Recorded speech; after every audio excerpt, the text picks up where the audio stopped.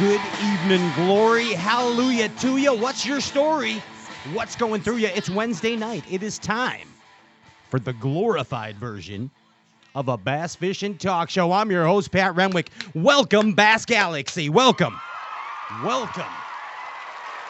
Or as they say in the Bass Galaxy, welcome. Nice translation. Thank you. Thank you. That was my Google to English Bass Galaxy translation. Hey, another Wednesday night, and this is the hot spot. I hear that this is the hot spot. The hype is real. This is the glorified version of a bass fishing talk show, when we promise to deliver to you again tonight. We have, first off, Bass Galaxy, your 2020 BASS Angler of the Year legend, Clark Wendlandt. Yeah! Woo! That's how your bass fishing talk show. Like that guy. See that? Clark. But you know who's sliding in with Clark at the same time, simultaneously? I do know who. Simultaneously, as they say in the Bass Galaxy? Yes. Bass Fest champion Patrick Walters. Yeah! And Clark Wendlandt together on the same stage. One night only.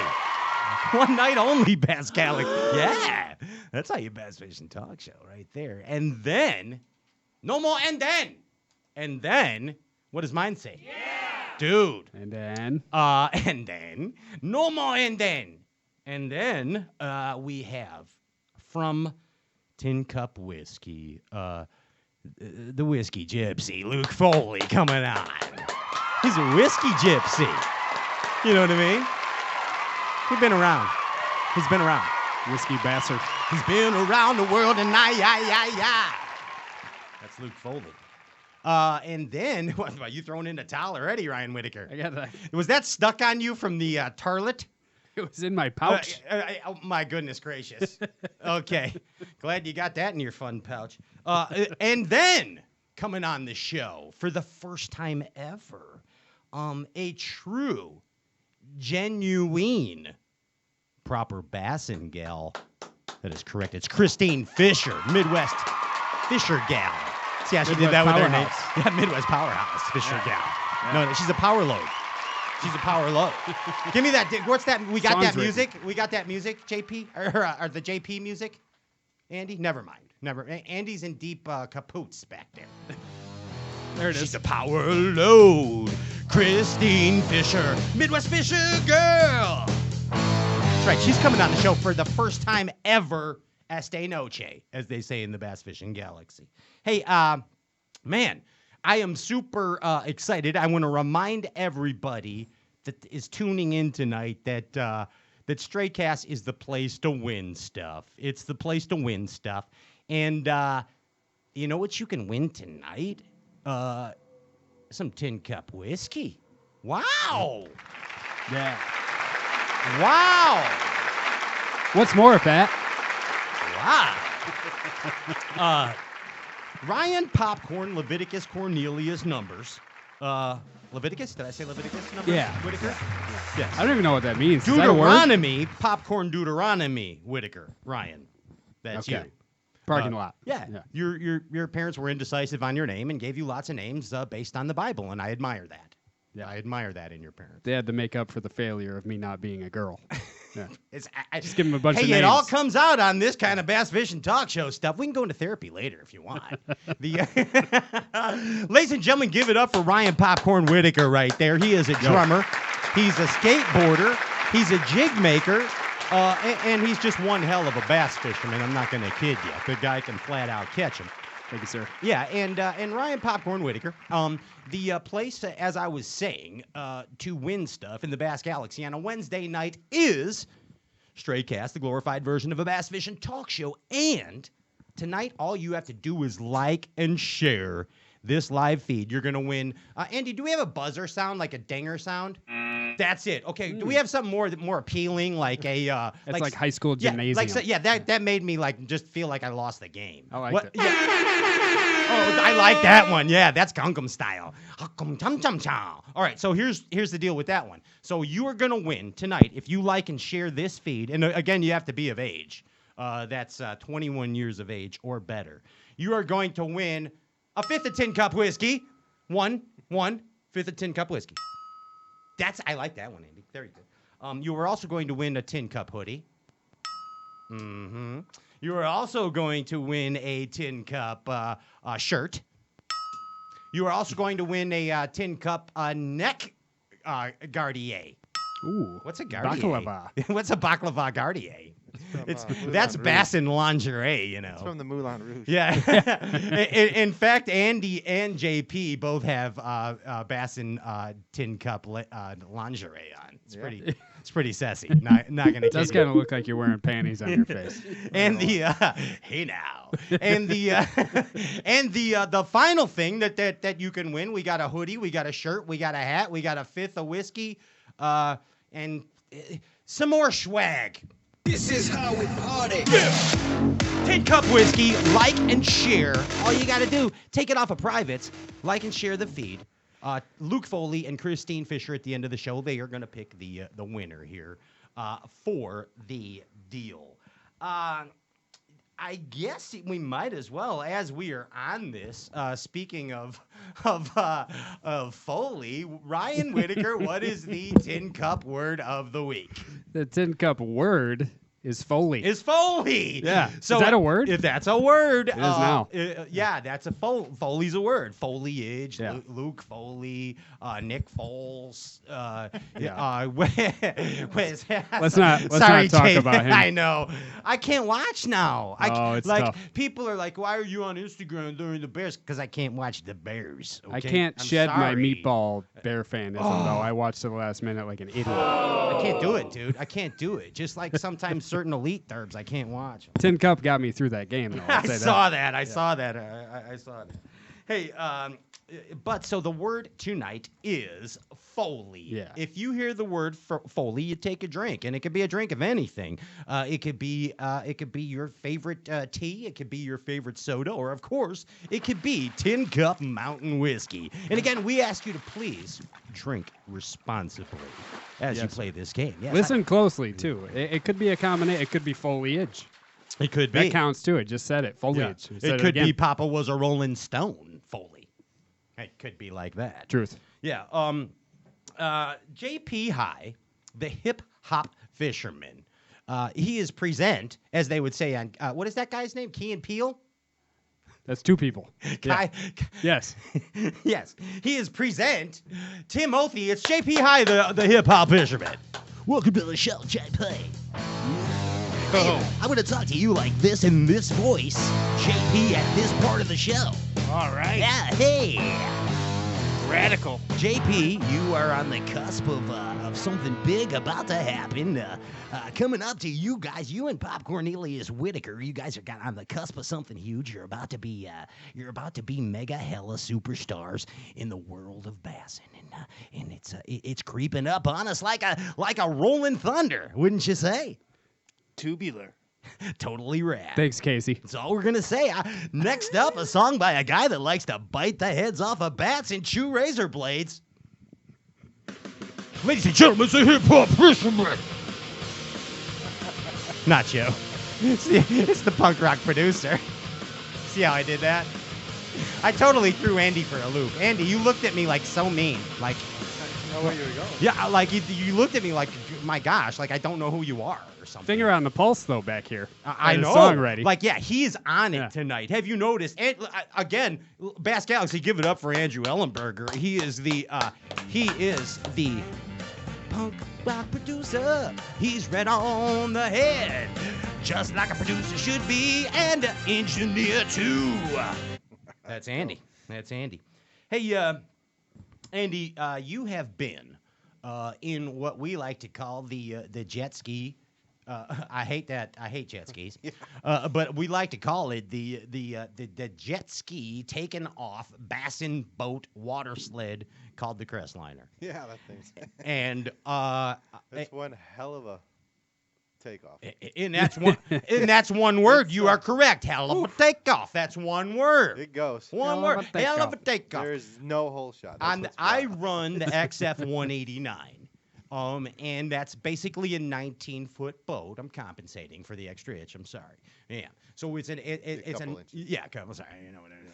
So it's a 19-foot boat, and I run the Pro XS Merc, the 150 Pro XS Merc on it, and with the Atlas jack plate, booped up to 6, like literally, boom, chop, poop out over.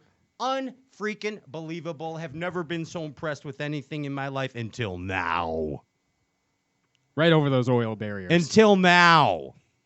The MX 21. Yeah, Have Yeah. you guys seen this thing? I took a nap in the center compartment. of the Dude, I Classic. know you and JP were both sleeping in there. Bass Glusick was working the Separate hell times. out of Andy, so Andy couldn't go over there. But I want to tell you something. I know John Cox is getting his anytime now. Like I think within the next 2 or 3 weeks for real. But I'm gonna make a huge statement here that the MX-21 aluminum bass and boat by Crestliner is gonna change the way everyone looks at aluminum bass boats. Mm-hmm. I know it's a giant statement. I know there's amazing products on the market. There's amazing aluminum boats out there.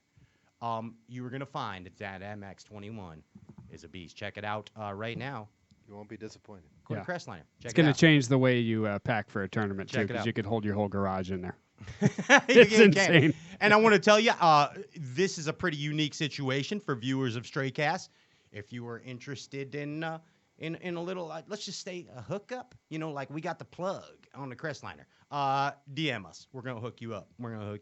Hey, it's time right now to shout out awesome people. Come on, do it with me, guys. Awesome people. All right, I shouted out awesome people. To see how I know, I'm chugging along. Thought it was cool people. No, is it cool people? Yeah, it was cool people Oh, okay. before. Let's shout out cool people. Cool people. All right, there it is, right there. The first cool people I want to shout out is Kyle Jesse from the Bassmaster BASS organization. Did you see? He works there now, for real. Yeah, he works there. He's a big shot. So Ryan, you will now be probing Kyle Oh, along with Ronnie Moore. So need an extra probe. they're both very knowledgeable and probable. So you will learn from them. Let's shout out another cool people. Jay Kumar, the Bass Blaster. Jay Kumar. Yes, Jay Kumar. You are a cool people. You bring us much happiness every Tuesday and Thursday with your Bass Blaster, bassgold.com, and I thank you so much for that, Mr. J. Kumar. Cool people. Next cool people, shout out cool people. Chad Warner from War Eagle, Pradco. Thank you, Chad Warner, for being a cool people. Yeah. That's good, right? That's enough cool people for tonight, ain't it? That's good. Yeah, Andy's hurrying me along. I got to get it in. Congratulations to Hey, Andy, when I say the champ, who do you think of? The champ? Yeah, Jordan Lee. Jordan Lee. Congratulations, Jordan Lee. Winning everything. You won again. You are freaking awesome. You win at everything. I don't even know what he does. He's not even Crazy. real. He's not even human. Dude. He's not even a real person. Congratulations, Jordan. Congratulations, BASS, going to Fox Sports Live. What? Yes. Every derb live coverage. Oh my God, the Bass Galaxy's going Excited. nuts tonight. I'm getting you all round up because Wendlandt and Pat Walters coming on real quick here. All right, congratulations to that. Hey, Ryan Whitaker, favorite new Abu Garcia reel. Zeta, Unbelievable, right? The new Zeta. the green machine. At 175 bones retail. If you haven't picked one up, do so. It's a pretty sweet beast. It's a pretty sweet beast. Low. No Low, doubt about low. it. Once you get your new Zeta and you're noodling around the web and during the winter months here in the Midwest, and you're looking for something to do and keep yourself entertained on the off time, halfaspotofficial.com. Download the Half a Spot official application on your smartphone, iPhone or Android, and keep yourself entertained for, I hate to say it, shame on me, bite my tongue, shame on me, ice fishing spots in the winter. I'm sorry. Sorry. Half Spot Official, they got ice fishing spots too. Check them out, and online derbs. Shop Carl's. If you are not a Carl's Club member, you are an absolute dum-dum. You get 30% off on most items if you sign up. ShopCarls.com. Andrew Ellenberger, I nailed it. We did it.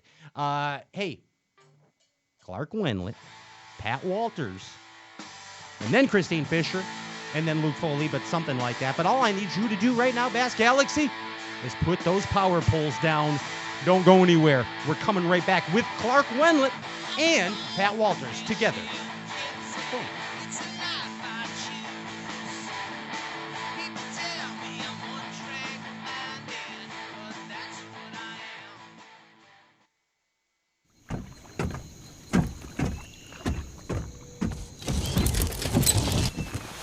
Nobody wants to run out of power when they're on the water. There is a better way.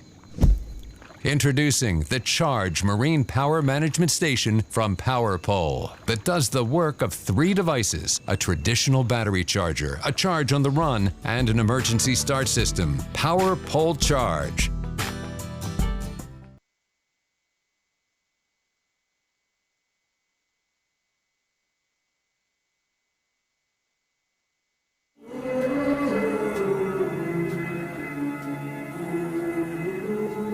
All-new XF series by Crestliner. Simplistic perfection with performance features built on a platform for success. The amazingly affordable XF series by Crestliner. A brand new way to reel in bass. For more information and to find your local dealer, visit Crestliner.com today. The Crestliner Real Deal Sales Event. The best time to buy is now at Crestliner.com. Save up to $3,000 today. The TH Marine Hydrowave H2 KVD Edition is a surefire way to ignite a feeding frenzy. The Hydrowave utilizes a sound-emitting technology that imitates bait fish and other feeding fish below the surface that preys on the competitive nature of bass and other game fish to get you more bites. The Hydrowave is another way that TH Marine has you covered from transom to trolling motor.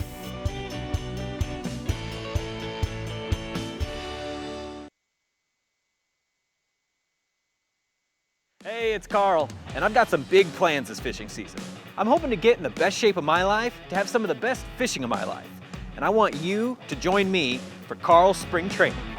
Let's get it. Let's get it.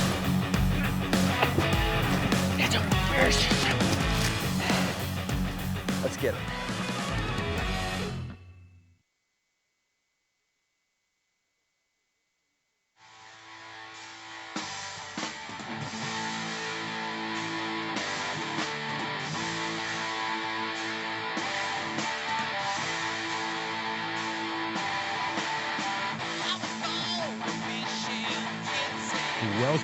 Welcome back.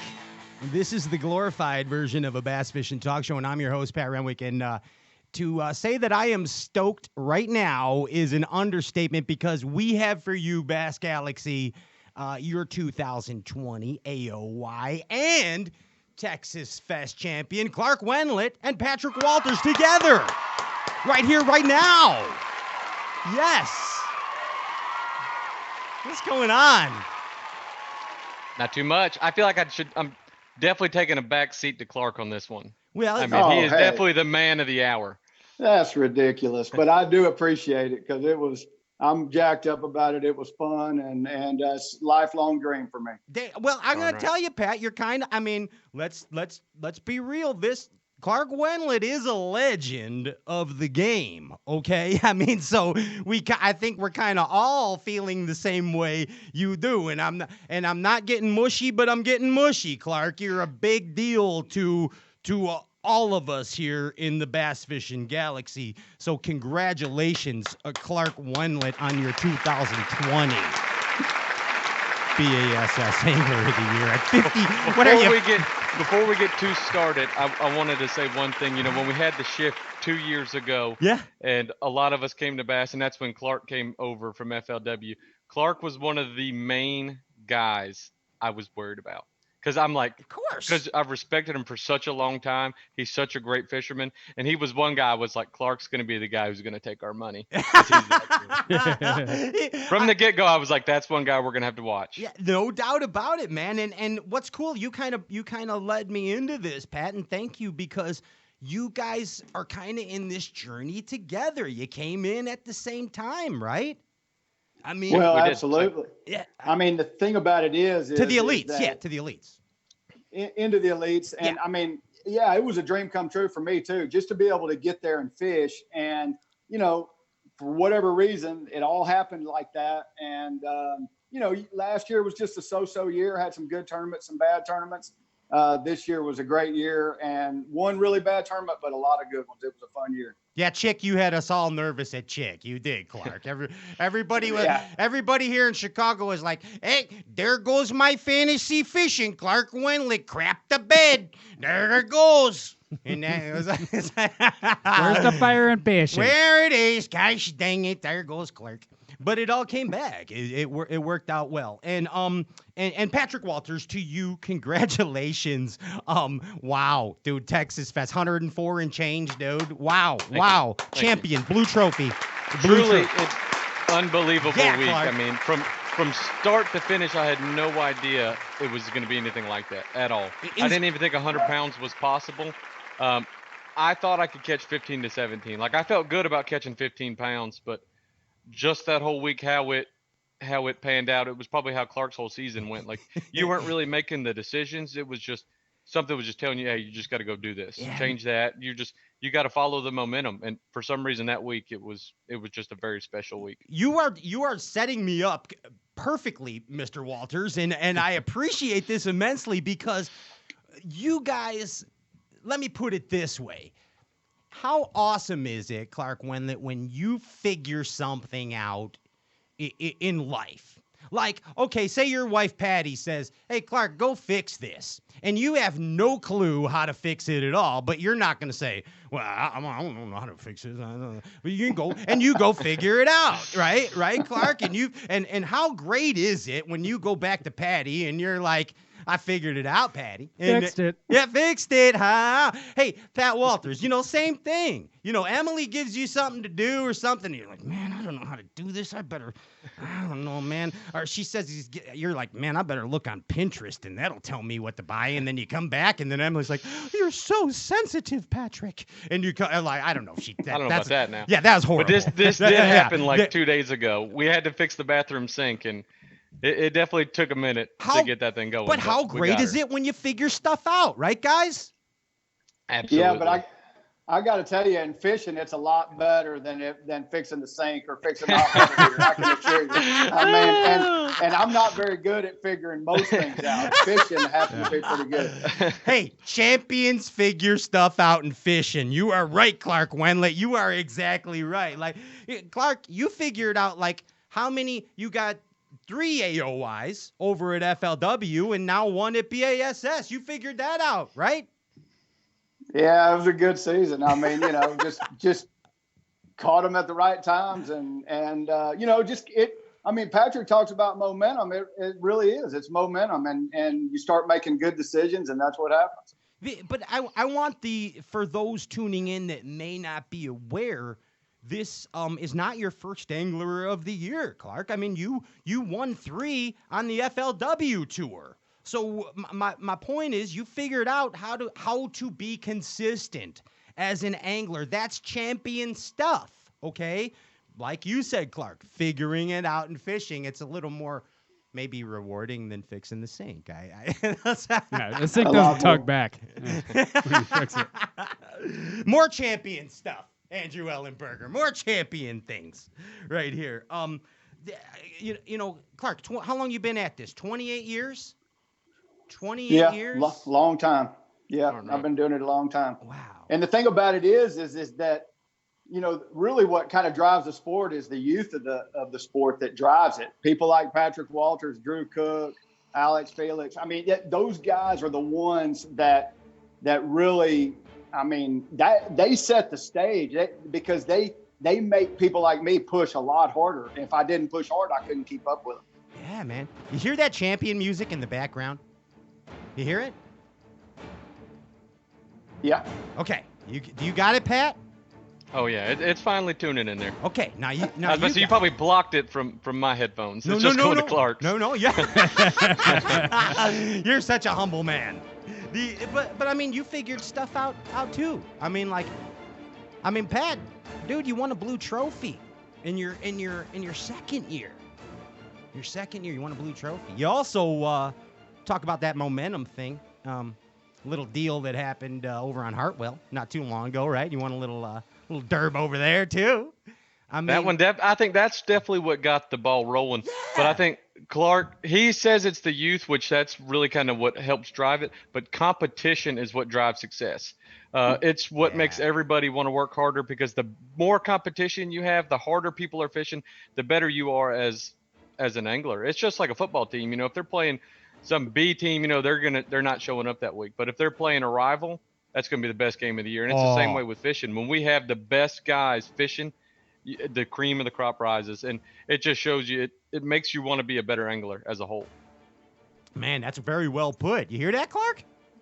He's dead on right there, no doubt about it. There's a thing about Pat Walters, Clark Wendlandt. I want to tell you a little story, Mr. Wendlandt. So last year, prior to,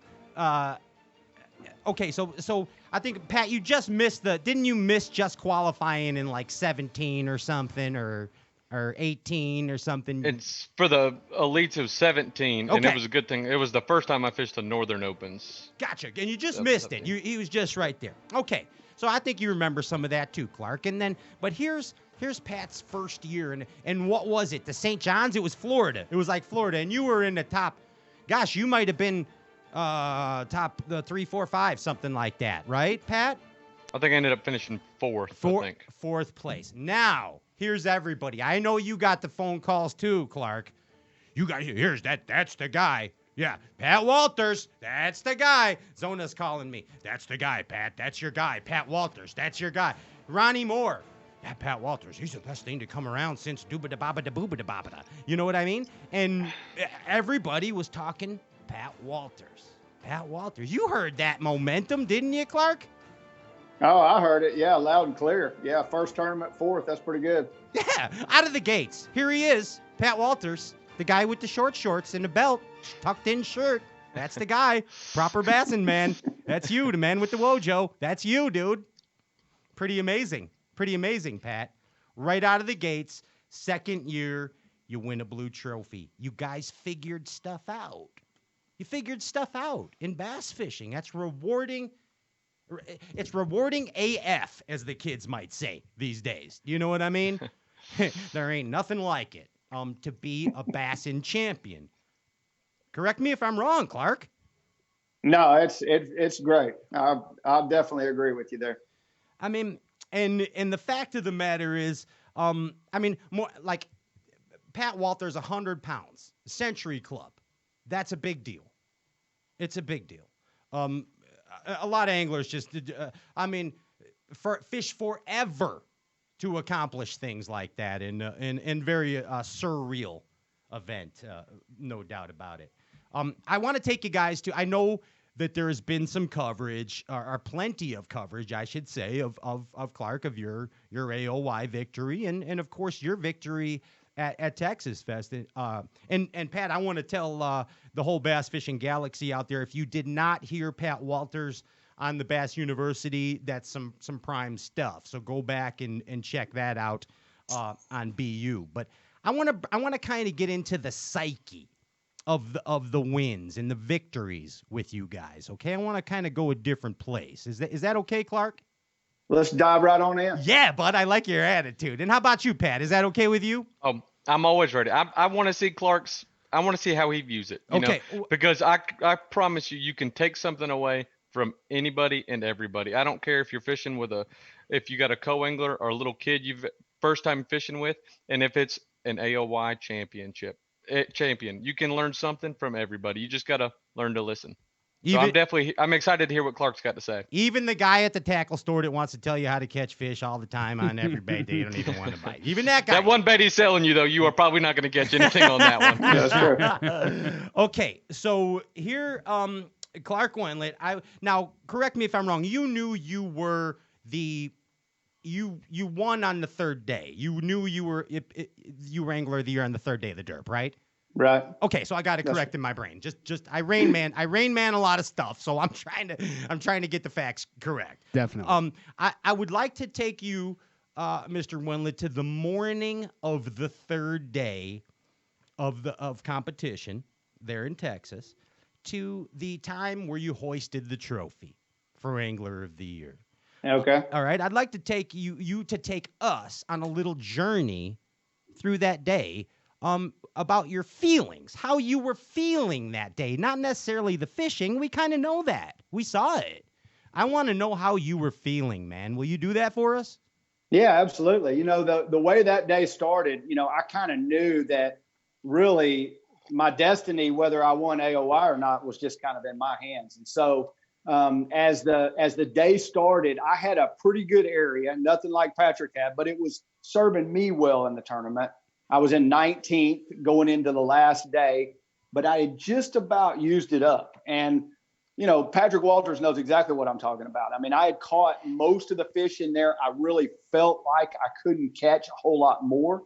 But I had to go back. I didn't need much. And the thing about it is my secondary pattern was fishing around docks, and I knew a lot of guys were doing that. Yeah. I had seen guys fishing them.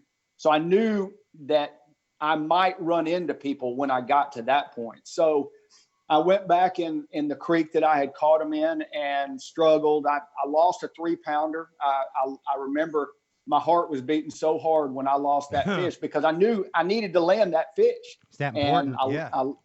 So I lost that one, and then I caught a 2.5 pounder, which was great. I at least had one. And at about 10:30, I'm like, I'm out. I'm out of fish. And I just decided, so many times in tournament bass fishing, in the past, I've died on the fish that I had. I mean, I just, and when I say died, I just stayed with what was working. You beat the dead horse.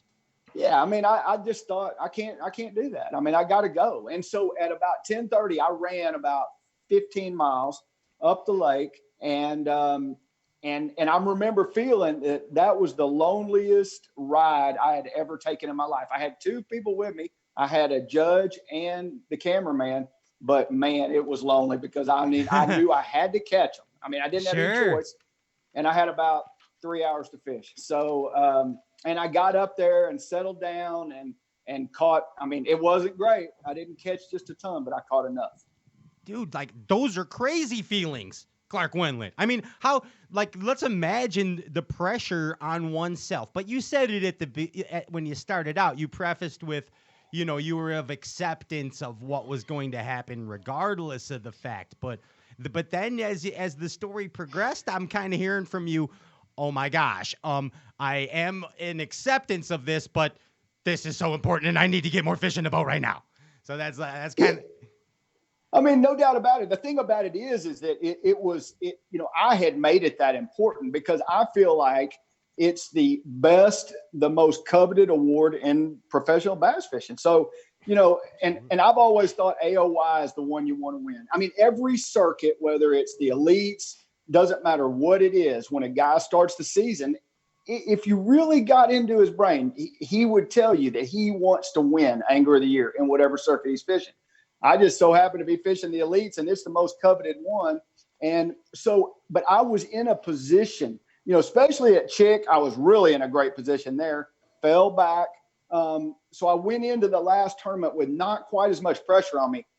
It may have been better in the long run because, Chick felt like an elephant was jumped on my back the whole time I was there. I mean, it was rough, and I couldn't catch anything to boot. So, and then I get to, I get to Fork, and I didn't feel the pressure there. First couple of days, I just fished. The last day, I felt a lot of pressure. Okay. That was my question for Clark. What was your mindset and the strategy you had going into Lake Fork? Like, how much research did you do? After Chick, were you just like, man, whatever happens, or what were you thinking going into Fork? Like, what were you trying to win, trying to survive? What was your thoughts? I really, my destiny was not in my hands anymore because David Mullins had you know, a 16-point lead. Felix was, you know, 10 points ahead of me. So all I could do is just go fish the best tournament I could. And I found I had actually pre-practiced knowing that this tournament was going to be really important.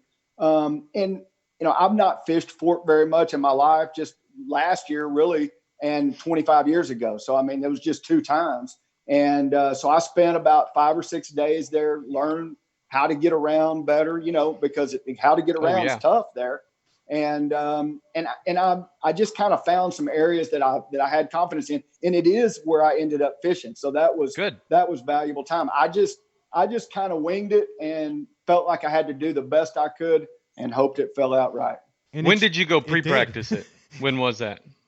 It was about the 1st of September. So, you know, a good while back, but you know, I didn't have any, I had to do it. Who would have thought those 5 days in September when you were like, Lee, know why? Those were going to be the most important practice days, you know? Yeah, no doubt were. I love how Walters is picking your brain right now. I'm actually going to take over this show for a little bit. No, that I love this. Here. Believe me, awesome. Because I like how you're I know what Pat's doing. He's on the sneak right now, Wendlandt. Don't think he's not, because he's like, okay, let's see how a legend does this stuff. That's what he's doing. He's won 3 AOYs in the past, so he knows the pressure that's along with it, and the tournaments, and just the fact that he knew he needed to go pre-practice. Because Clark, what other lakes did you pre-practice this year? And I guarantee you probably maybe 2 other lakes all year besides Fork. Maybe it was actually one other lake.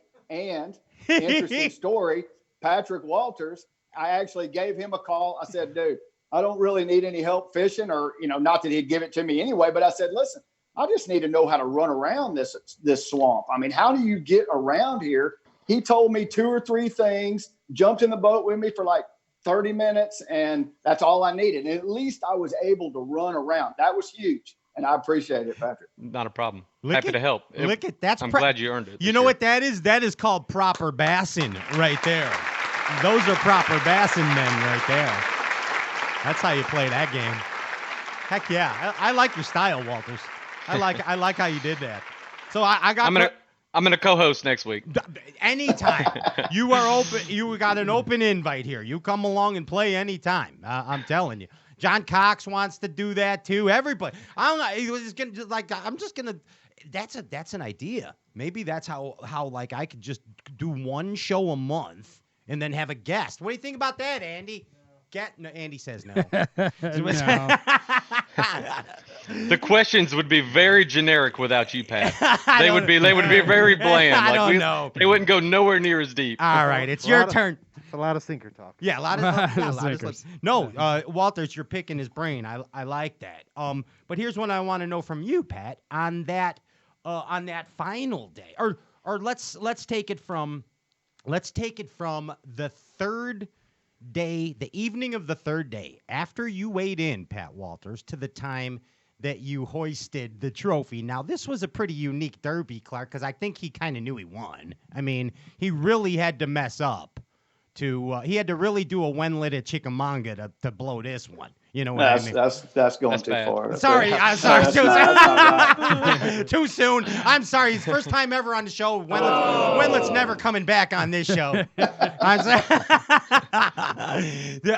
But Pat, it was a pretty unique derb. Like, you kind of probably knew you won. So no, to tell you the truth, I didn't look at the lead. I didn't even know how people were talking about it. I had to do a bunch of interviews after the third day. You know, people were saying that, and I was like, I'm not even looking at it. Okay. Lake Fork, I felt like if I could catch 29 pounds on day 3, I mean, I'm from South Carolina. Anybody else can go out there. I mean, we had Lee Livesey, who was a guide. Stetson Blaylock, he was a guide. Yeah. Keith Combs. I mean, if you're just in Texas, he's just scary. You beat him by 29 pounds, by the way. Pretty major accomplishment. Jay Ellis. I mean, the field was stacked in the top 10, and I didn't look at the lead. I didn't even care about it. I didn't know what the exact poundage was. I was going to go out there and fish as hard as I could every single day, and I wanted to just keep the foot on the gas. And if there was a lead, I just wanted to stretch it, because I'm telling you, those guys, they're the elites, the Bassmaster elites. I feel like they are truly the best in the world, and they can catch them day in and day out. So sure can. They put the pressure on you, and so we don't know what everybody else is, what they have. And so in my mind, I'm like, I just got to go catch them. And on day 4, it was a slow start. It was the weather completely changed. It was overcast. and I started out with like 25 spectator boats. And I started early. I caught like a 1.6, and then I went down, caught another 1.6, and I'm like, man, we got to do something a little different. Finally got to one of my good areas, and I caught a 5-pounder, and I'm like, okay, that'll settle me down. Let's just kind of just move around a little bit. And it was still slow. There was no sun came out. It was low skies, and all of a sudden my spectators are just slowly leaving me, one at a time. Oh, look how they And did at 11 you. o'clock, Lee, or it was like, oh no, it was probably like 10:30. Lee Livesey comes running by me, and he probably had 25 spectators with him at that point, and like 5 of mine get up out of my crowd and just join his armada, and I'm like, that sucker's got 40 pounds. I mean, Oh, no. they live there. They just got to Sure, just you pull up didn't and you can know. catch them. And Lee just scares me because I'm like, that dude's got him. He's got him, and I'm sitting there at like 11 pounds. But the thing was, they were still there. I could see them. It just I could not get them to bite for some reason. And it was finally about 1 o'clock, and I was like, Patrick, you can't beat the dead horse. Exactly like Clark was saying. You know, you can die on a pattern. Thankfully, I built enough lead that I was still worried about catching them, because at that point I was thinking about 100 pounds. That was my goal. And I was like, the deep bite's not working. They were still there. They would chase the bait. They just would not commit for some reason. I don't know what was going on. And I was fishing different areas, fishing different trees every single day. And I was like, well, if they're not deep, I'm going to go shallow. And truly, the momentum, it's one of those things that you just make the right decisions for some unknown reason. I pulled into a shallow pocket, and when I got in there, the bait was just everywhere. There was fish shallow on stumps. Fish were in the middle of the pocket. And when I pulled in there was not a single spectator that followed me. Not a single one. Wow. And I Look feel at Clark like smiling. I'm fueled with people who doubt you. People who are like, oh, he's not going to do it. You know, man, he ain't going to catch him.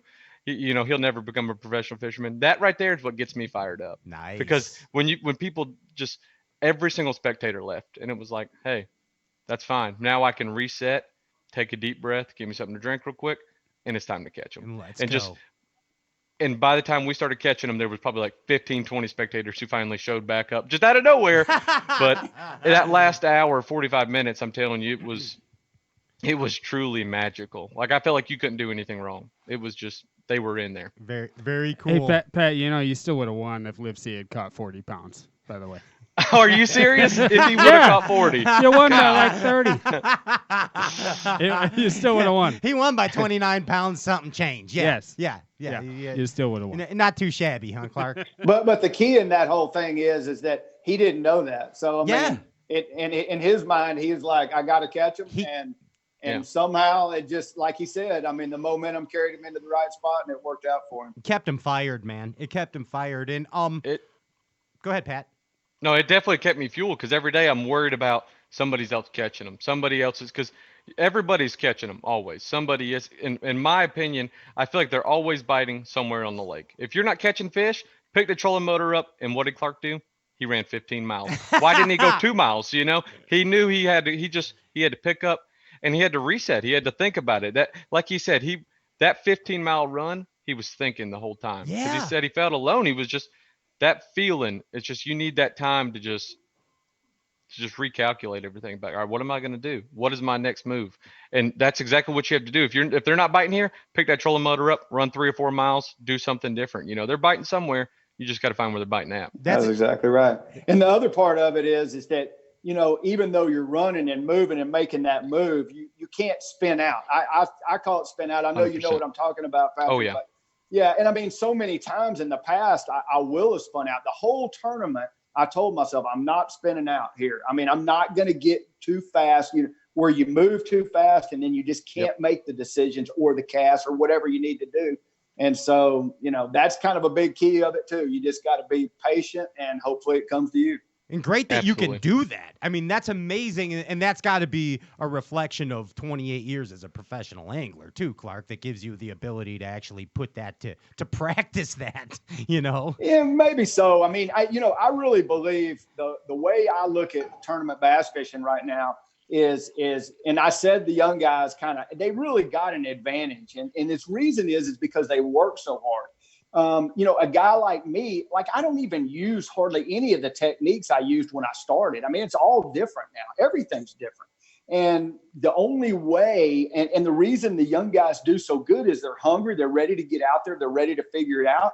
And, guys like me, if they want to keep up, I mean, yeah, I'm a talented bass fisherman, but I still got to fish and research and work each and every day to be able to keep up. And I'm not tooting my horn at all, but it's just a fact of the way it is. It's so competitive. And here's the thing. We at Straycast, I don't know how to put this without just flat out saying it.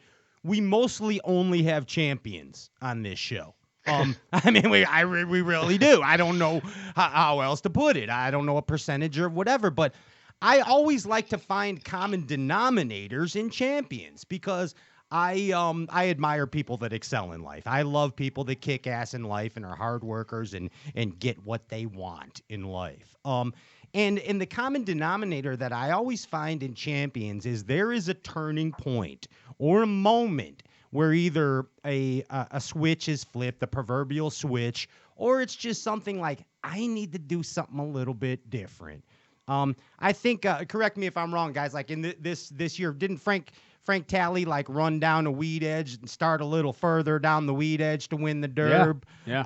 I mean, Clark Wendlandt decided I can't kick this dead horse anymore. Pat Walters was like, I don't know what's going on, but I know if Lee Livesey he gets 40 pounds, he's going to kick my butt. And that's Pat, that's the big one I've seen is fear of your other competitors. Isn't that crazy? Yeah. It's like or just fear of losing. Of losing Michael Jordan. Or failure. Yeah. That's true. But it's always that one moment. And here's the deal. When people, how can you say it? When people don't win, that moment don't happen, man. And those are the second place moments. You know what I mean, guys? Oh, yeah, I agree. I've always learned the most from getting my teeth kicked in, from getting just beat in a tournament, from just losing. And those are the tournaments I remember the most. I mean, for some reason, because it makes you want to do better next time. You want to learn from that and just continue, just build on that. And I think the biggest thing is it's not necessarily fear, but the amount of respect that we have for each other and how great everybody is as an angler, because we know they're going to catch them. If they're going out there, they will find them. You're aware of that. Every other one of those anglers wants to kick your ass at every moment. That's the fact. That is the fact. You just gotta be a little meaner than them sometimes. Yeah. You gotta know that we'll bite back. Yeah, because Clark's gonna kick your butt if you're not careful, especially. He's gonna try. That's for sure. Hey, Wendlandt's serious business. He's out there. He's practicing for a big derb out there. You're at home drinking sweet tea, Pat Walters, and here's Clark Wendlandt practicing for a big derb coming up in March. Yeah. Are you at Ray Roberts? Yeah, I actually am. I've got a little bit of time, and I thought, I like to hunt in December, so I thought, I'm gonna go in November. It ought to be good to see what happens. So, yeah, first time I've ever been on the lake, so I've never been here before. Any questions you would like to ask him, Pat? No, I'll see it when I get there. He's coming. I didn't have any doubt about that. But one thing I can say, I think it's going to be a good tournament. That's for sure. I've never been here, but I think it's going to be a good tournament. All right. I like the optimism, Mr. Wendlandt. I do. Hey, I'm excited about it too, because the biggest thing I like about a tournament like that is it's a new body of water. It's fresh. Nobody's really been there. Nice. There's no preconceived notions. There's not a bunch of tournament results. Like at Gunnersville, somebody's going to go fish a bridge. Yeah. And I'm just not a bridge fisherman for some reason. I don't know why. I just haven't committed to that. But that's what I love about a new lake, a new place we haven't been to. I mean, Fort Worth, I'm excited about Ray Roberts. I think it's going to be a good one too. Nice. Oh yeah, it's going to be great. It's going to be amazing. There's going to be a lot of big fish caught. That's for sure. Good. And Fox it's an Sports interesting lake. I mean, it's got all different kinds of stuff on it. I think it's going to be fun. Yeah, and you guys with the live coverage coming up here in 21 on Fox Sports is going to roll in perfectly with all that, man. Yeah, that was an awesome announcement. Yeah, we're really excited about it. And, boy, I've seen so much positive feedback where I'm thrilled about that. That's awesome. I just want to watch more live fishing. Especially Bassmasters. I don't know what else to tell you.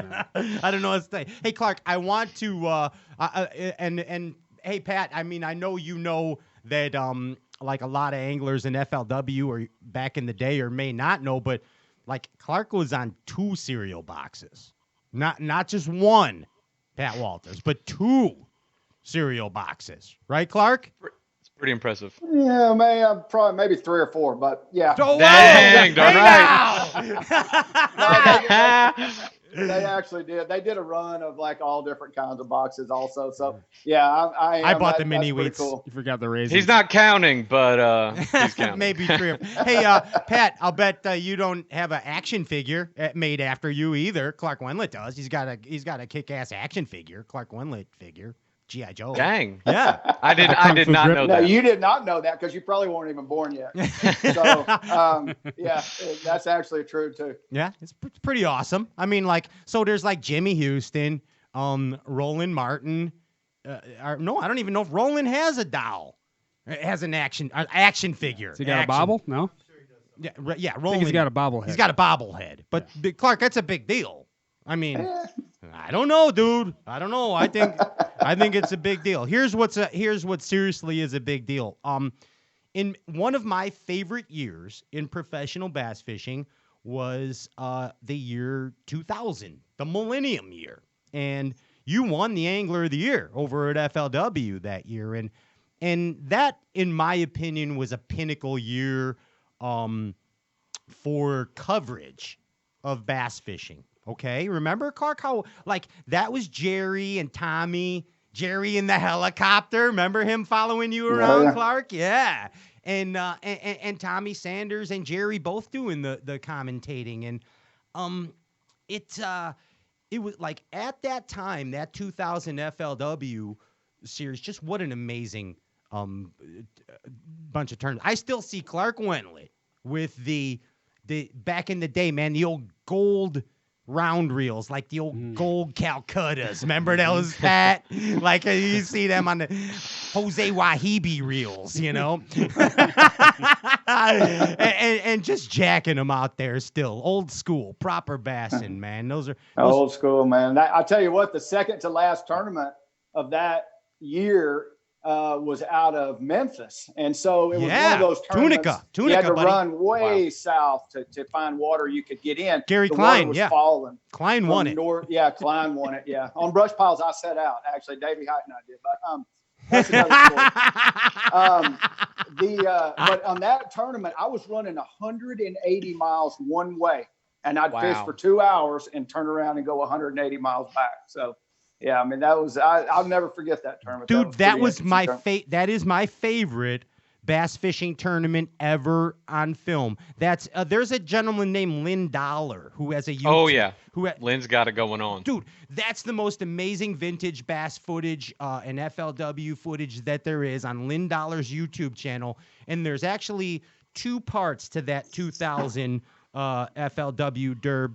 And man, what I love the fact that you and Davey Height were out there planting some brush, bud. That's pretty cool. Oh yeah, I mean, we planted brush on the. I really never even hardly talked about it, but we planted brush about 4 or 5 days before the Derby because what happened is the water was falling really fast, so they were pulling out of the willow trees and going to whatever brush was in the water. I mean, there was a huge shad spawn going on. Yes. So. Yeah, I mean, Davey and I just served it up for Klein. I mean, it was like, here you go. Here's some brush piles. Just go catch them. Because I remember Klein being like, he's got the jig in his hand, and he knew. He's like, okay, I've already caught a 4 in this brush pile. Watch me, ESPN camera guy. I'm going to catch another 4 in there for Gary when he was still cool, flipping a jig into the bush, donk, pop like that. But there's no BS in that statement either. When I met Pat, one of the first things he told me is watch this tournament. Yeah. This is the tournament. It's like that in everything Rick Clunn ever did is my bass fishing Bible. But hey, I do have a suggestion though. We should find out who Lynn Dollar is, and we should get him on Straightcast. I would love That's to a good have idea. him on. Yeah, that guy's a legend. And you can host that one. That's your inaugural hosting, Pat. I just want to know how he got all the tapes on that. Yeah, dude. He some of them. I think he was at his cell phone in front of a VHS. Now I'm gonna be like these guys will attest. I literally have every FLW tournament from the year 2000 on VHS, along with every Bassmaster from the year 1996 on in Tupper. Yeah, I have the most kick-ass VHS collection of Bassmaster stuff ever. I'm a freak, Clark Wendlandt. I'm a freak. I am. You can't. That's awesome. You cannot tell. Hey, let's get let's get back. Let's get to know you guys a little more now. Clark, since you are the legend, the veteran of the bunch, I am gonna let you pick the motif. So, would you, Andy? What's the motifs? What do we got to work with tonight? The cantina. You could pick. We can either go hang out. Me, you, and Patty can go hang out in the cantina, Italian restaurant. an Italian restaurant, Or the saloon. or the saloon. Where would you like to go, Mr. Wendlandt? Italian restaurant. Let's go. I like it. Let's go to the Italian restaurant. What do you say? Come on in, guys. I've had this place quarantined. It's just the three of us, and everything is safe. Are we in here. an elevator or is this the Nope. Italian restaurant? Don't- Are we heading? We're heading to the Pat? the top of the. Pat, don't insult the waiter. They'll spit in our food. Italian restaurant in the Pat. 80s. Yes, it's not an elevator. He's a musician. They hired him for this. Jeez, Pat. Clark, could you teach him manners, please, next year? Thank you. I'll have the escargot for an appetizer. What are you going to get for the appetizer, Clark? Well, I'll probably go with some homemade cornbread muffins. Ooh, I like it. Very Italian. How about you? How about you, Pat? I'm going with the breadsticks. The breadsticks. Going with the breadsticks. Yes, and we are at Yeah, the Olive Fazoli's. Garden. We're at it's endless here, by the way. It's endless cornbread and endless cornbread and Alfredo is what we have, and escargot. So we're doing really well. But so heck yeah, Clark, you are awesome. Hey, so these are just regular questions about bass fishing and life. We're kind of getting to know each other, okay? So my question to you, let's start with Pat. Pat, tell us something about yourself that you don't want us to know. I hate losing. We know that. I have a fetish for boiled peanuts Ooh. and fried chicken and ice cold ones.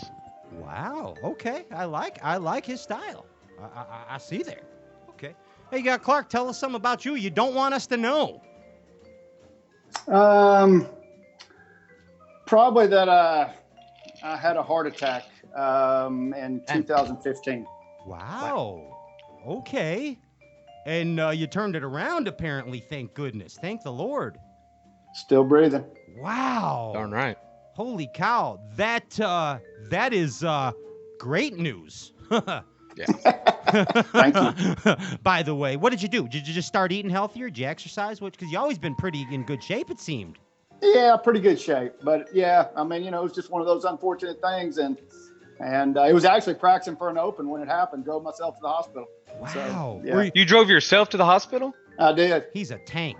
In the middle of the night, practicing for an open. Wow. What happened? Like, what were you feeling? Like chest pain. I Googled what I was feeling tightness in my chest, and yeah, it was a heart attack. Damn, dude. Nice. Holy cow. Well, thank the Lord that you made it through that. And so, well, I mean, yeah, it's funny. Yeah, I appreciate that. LBS, like they say in text, laughing but serious. The what did you do though? I mean, because seriously, you've always been. It seemed like you've been in very good shape.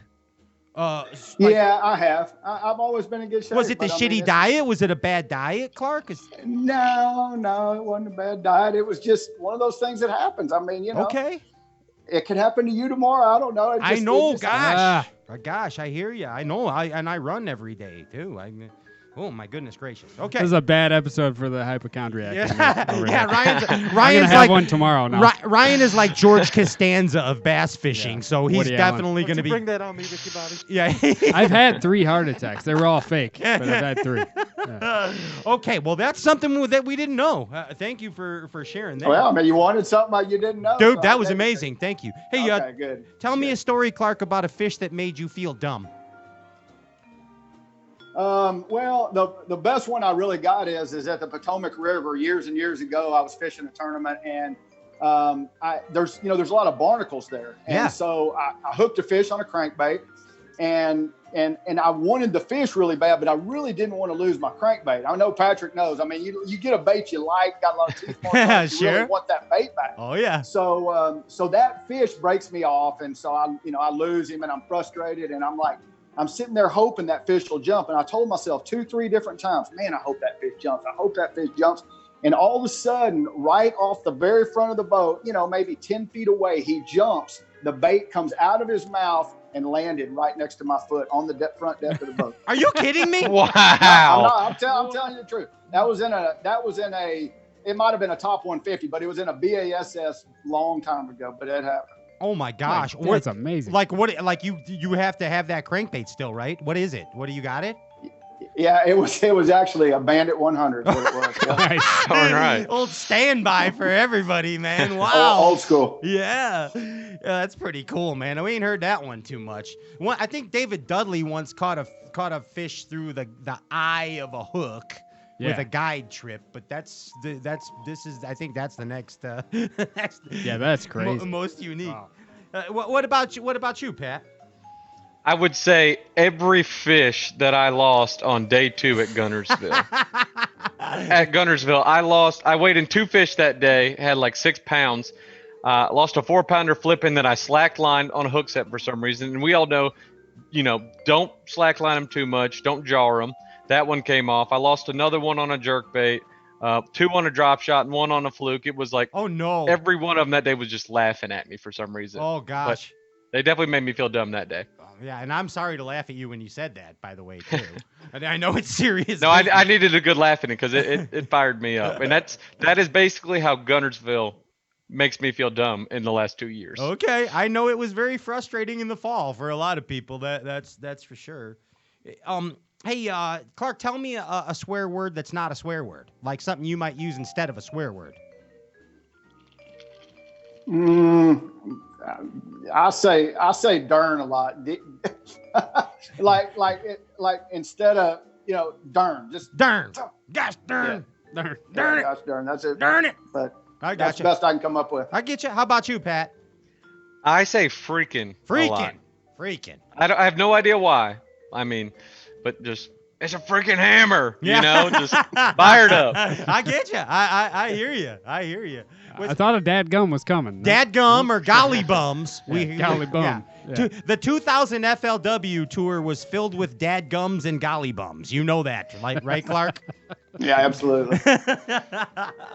Hey, Clark, tell me a TV show or a commercial jingle that sticks in your head. So like a TV show theme song or a commercial song that sticks in your head. You better go to Patrick first on that one. I can't think of one, but Okay. I'll come up with one. Okay, go ahead, Pat. What do you think? That's a good question. I mean, there's always some of those car dealership ones, but I mean, you got all those old faithful TV shows that you watch, like Seinfeld. That's a good one. Sure. When you hear it, you're just like, oh yeah, here we go. Yeah, the bass. Yeah, exactly. How about a commercial? Like, give me a commercial. Gosh, it's like call Bill Green when you collide. Call 747-2455. Why? I remember that. I've never even called the guy. I just it's on like 24/7. You're just like, okay, I'm not calling. If you need to, though, you're gonna remember. One day, if I ever go to prison, hopefully that never happens. I'm not saying like if something drastically just happened, and it's like, man, I don't know who to call, but I do remember this one phone number. No, I'm just kidding. That'll never happen. Okay. Better call Saul. Well, with that being said, Pat and Clark, hopefully you're thinking over there. But with that being said, Pat, in these jingles and songs in mind, if you could pick a sponsor, any non-endemic sponsor, what would that sponsor be? I'm gonna have to go with Napa Auto Parts. Because there's a Napa everywhere in the country, and if you you need any kind of parts, if you need anything, that's going to be a good one. Okay, so hold on, stop, Pat. I needed to stop, and I would like I'm Pat Walters for Napa Auto Parts, and then go into your thing. Do it. Go ahead, Pat. I'm Patrick Walters for Napa Auto Parts. Wow. We should send that to him. Yeah. Take that little soundbite. Oh no, I'm gonna send it to you. We got this. Nice We got separation. this. Yeah. I'm good just kidding. separation. No, we're gonna make it happen. All right, Clark, talk to me about a TV show theme song or a commercial. No, that one I remember was there was a guy in Houston that did one, and it was a store called Gallery Furniture, and he would just get on there and start yelling. I mean, Gallery Furniture really will save you money, and he would just do it over and over and over again. That's the one I remember the best. Okay, I gotcha. So what about if you could pick a non-endemic sponsor, like anybody, Clark, to be that's your deal. That's your deal. What would it be? Probably Kellogg's. And actually they were a non-endemic sponsor. I know. And I always liked them. Frosted Flakes boat. I had that for a while, so that was pretty cool. Oh, we remember. We remember. Hey, did you get a lot of free cereal like back then? Was it cool? Did it always come to the Wendlandt house? Tons of free cereal. I freaking love cereal. I really do. That's pretty awesome. That's a great sponsor. I would like a Haagen-Dazs as well, I think. If I could have Haagen-Dazs, that would be great to just have. Yeah, I'm going to go ahead and retract my statement and say like marble slab. If Emily's watching, she's going to be fired up because we do love some ice cream. And that would probably save us a lot of money. Okay, there you go. Yeah, there it is. Marble. You guys all blew it by not saying Microsoft, by the way. Oh, okay. I mean, that guy's got some money. Yeah. Heard there's a little money there. Oh, okay. Hey, Clark, what could you learn at this point of your career to make? I'll get Clark some more cornbread. What are you doing, you guys? Unbelievable, Clark. What could you do at this point of your career to make yourself a better fisherman? What could you do? I think just fish. I mean, just continue to fish. I mean, I think you get better every day you're on the water. Absolutely. I watch the young guys, but I really think time on the water and working at, techniques, at baits, at keeping up with what baits are good, what baits aren't good. That's kind of what, if I don't work at that, then I just go backwards. And so I think you got to work at that. Nice. And I agree. I don't think there's anything that makes you better than just fishing, flat out fishing. We could read about it. We can watch it. We could immerse ourselves that way. But unless we're doing it, it's just not the deal. Hey, Pat, is color really like all that big of a deal? Or is it to the fish, or is it more like of a bigger deal to us, the fishermen? Is it overrated? No, I would say it's overrated, and I wouldn't say I think we as fishermen do hype it up to be more drastic than it is. I think shades are a bigger factor than color. Okay. Like when you have more opaque colors than like translucent, there's times where you want just like a white something just they can't see through, to where you want something that's shiny that reflects, and then you want something just transparent. I think it's more of like shades and stuff like that. Like for some reason, and I don't know what Clark's opinion, but one of the top soft plastic colors I would have to say would be straight black. I mean, it just catches them anywhere you go. So, and that's a shade. I mean, I just feel like they can just, and you can catch them in tannic water and like tidal water. I think that's dirty, like one clear, of the best whatever, colors. So, yeah. What do you think, Clark? I think it's. Aaron Martin said the same exact answer. He did. Aaron exact answer. The same way. Yeah. What do you agree with Pat there and Amart? On colors? Oh yeah. I just don't focus that hard on colors. I mean, to me, there's so many other things. I've got colors that I've got confidence in, but there's not all that many of them. And I'm just gonna, I'm gonna live with whatever I pick is what I'm gonna go with. You won't see me change very often. You're gonna dance with who brung you. I like that. That's right. Darn right. Yep, that's exactly it, man. I like it. Hey, besides other competitors, what are you scared of on the water, Clark Wendlandt? Besides other competitors.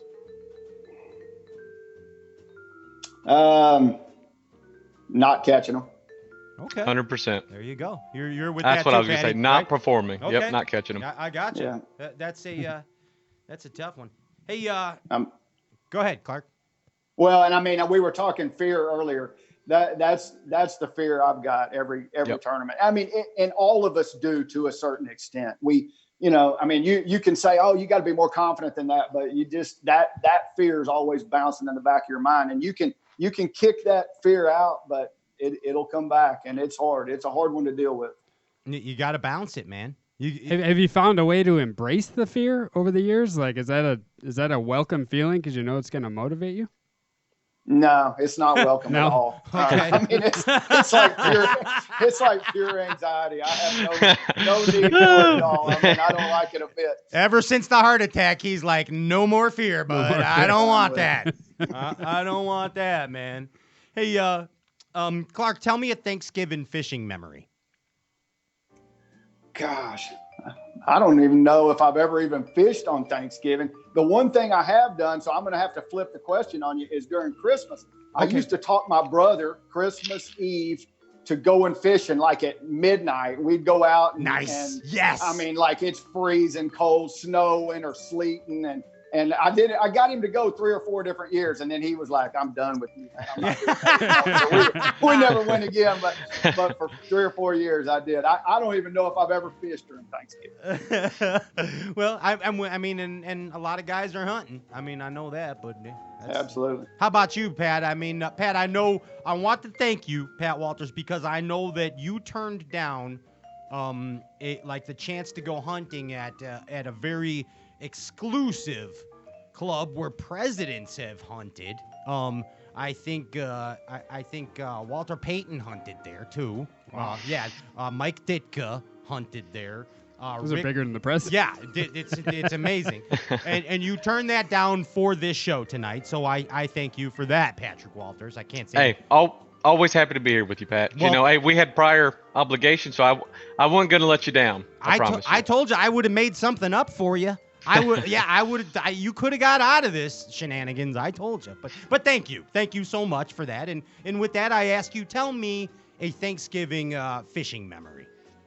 Well, usually around Thanksgiving, we have Thanksgiving around the lake house with all the family and everything. And Where's usually that Dad at, and Pat? I will go out there on Santee Cooper. Okay, gotcha. And we'll go out there and catch like stripers in the morning or in the afternoon. Like after we eat, and we're like, everybody relaxes for a little bit. In the afternoons, we'll go out there and just catch about 5 to 10 stripers if we get lucky and just call it a day. You know, I mean, we don't even care. We're just going out there just to set the hook, go throw a little rattle trap, see if we can stick something. That sounds pretty cool, That's don't it, awesome. Clark?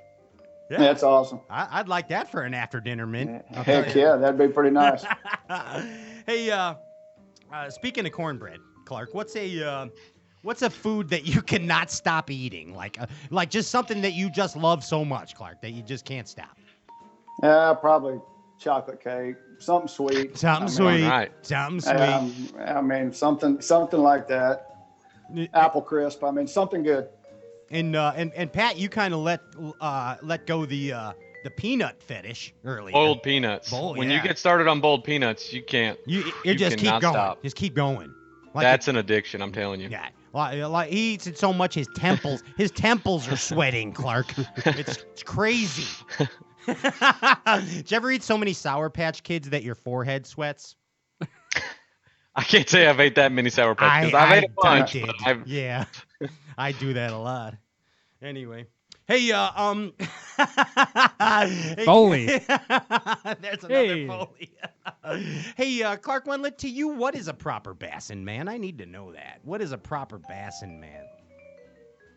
What do you mean? What is a proper bassin man? Like, what do you mean? Like a person, or like how he carries himself? What do you mean? Yeah, like you tell me, man. Like I want to know from you. Like you could answer however you want. Is it a statement? Is it a person? Is it a thing? Is it a movement? Is it a way of life? I got it. All right. So I would say a guy that always goes out and finds his own fish and catches them, and it doesn't matter where he goes. He's not looking for help. He's just going to go out there and figure it out each and every day. Heck yeah, that's a proper bassin man, isn't it, Pat Walters? Bingo. Darn right it is. Yeah. It really is.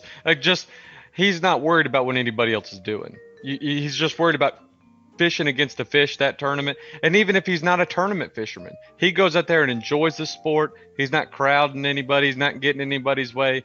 If there's a big tournament in town, he's not out there trying to catch what they're messing with. He's just out there enjoying the sport, loving every minute of it, and just taking care of it. It's because we got to take care of the whole sport. It's recreational, and if we don't put back into it, Masters of our own wojo. That's right. Absolutely. That's all of us, man. Hey, I got to ask you, Clark. You know, as anglers, there's a period of evolution and progression in all of our lives, and it pretty much starts with, for bass fishermen, I can say it's like when we first trick that fish into eating an artificial lure, okay? And then a lot of times, or I'd say most of the time, Clark, once we catch that first fish on an artificial lure, we start a love affair with that lure itself. You know, it's actually like, this lure is very important to us now, and I'm going to do whatever I can to go throw this lure all the time and catch fish on this lure. Are you following are you picking up what I'm putting down, Clark? Absolutely. Okay, what's that lure for Clark Wendlandt? I mean, it's probably a crankbait, a square bill. That was like your first deal. Okay. It was a crankbait that was probably one of my first bass I ever caught was on a crankbait. But the thing about it is that in fishing today, you just almost can't have a favorite. You better have a lot of favorites because you're going to need them all, every one of them. 100% agree. But it started with the crankbait for you, though. It did. Me too, I think. Yeah, that's me too. That was me too. We got something in common. Yeah, for sure, man. Oh, we got a lot more in common than you think. Believe me. Yeah, believe me. Hey, Pat, how about you? What's the first lure you had a love affair with? Texas rigworm. Plain, rigworm. Simple. Dad probably gave me that because he didn't want me to lose it. You know, I mean, it was probably the old culprit. I mean, sure. Just old purple and red tail. Yeah, fire buddy. and ice. I mean, just I can't tell you how many fish everybody's caught on a worm. Fire and ice. Whether I it's love an that you old said monster, a stick worm, doesn't matter. Just a straight little U-tail. I'm telling you, everybody's like, man, that one time. Back then, I caught that fish on that worm. Whether you're pond fishing, everything, that sucker's, you can't beat old Texas rigworm. Yeah, Clark, I'm gonna go way back here, and you're gonna remember some of this. But like, as a little brief history, I used to do some work way when I was a little kid, a 10-year-old with the late great Jim Bagley, and used to work some shows with Bill Dance. And one time, Bill Dance gave me 100 bag of blue 6-inch jelly worms. And he said, take this, Pat, and this is the only lure you need, and you have to have it on a 3/16 bullet weight with a 3/0 true turn hook, and it doesn't matter what color you throw, Pat, as long as it's blue. And that's pretty awesome. And, dude, I'll tell you what, man, I just used up that 100 pack like I had a whole bag of chips. You know what I mean? Heck yeah.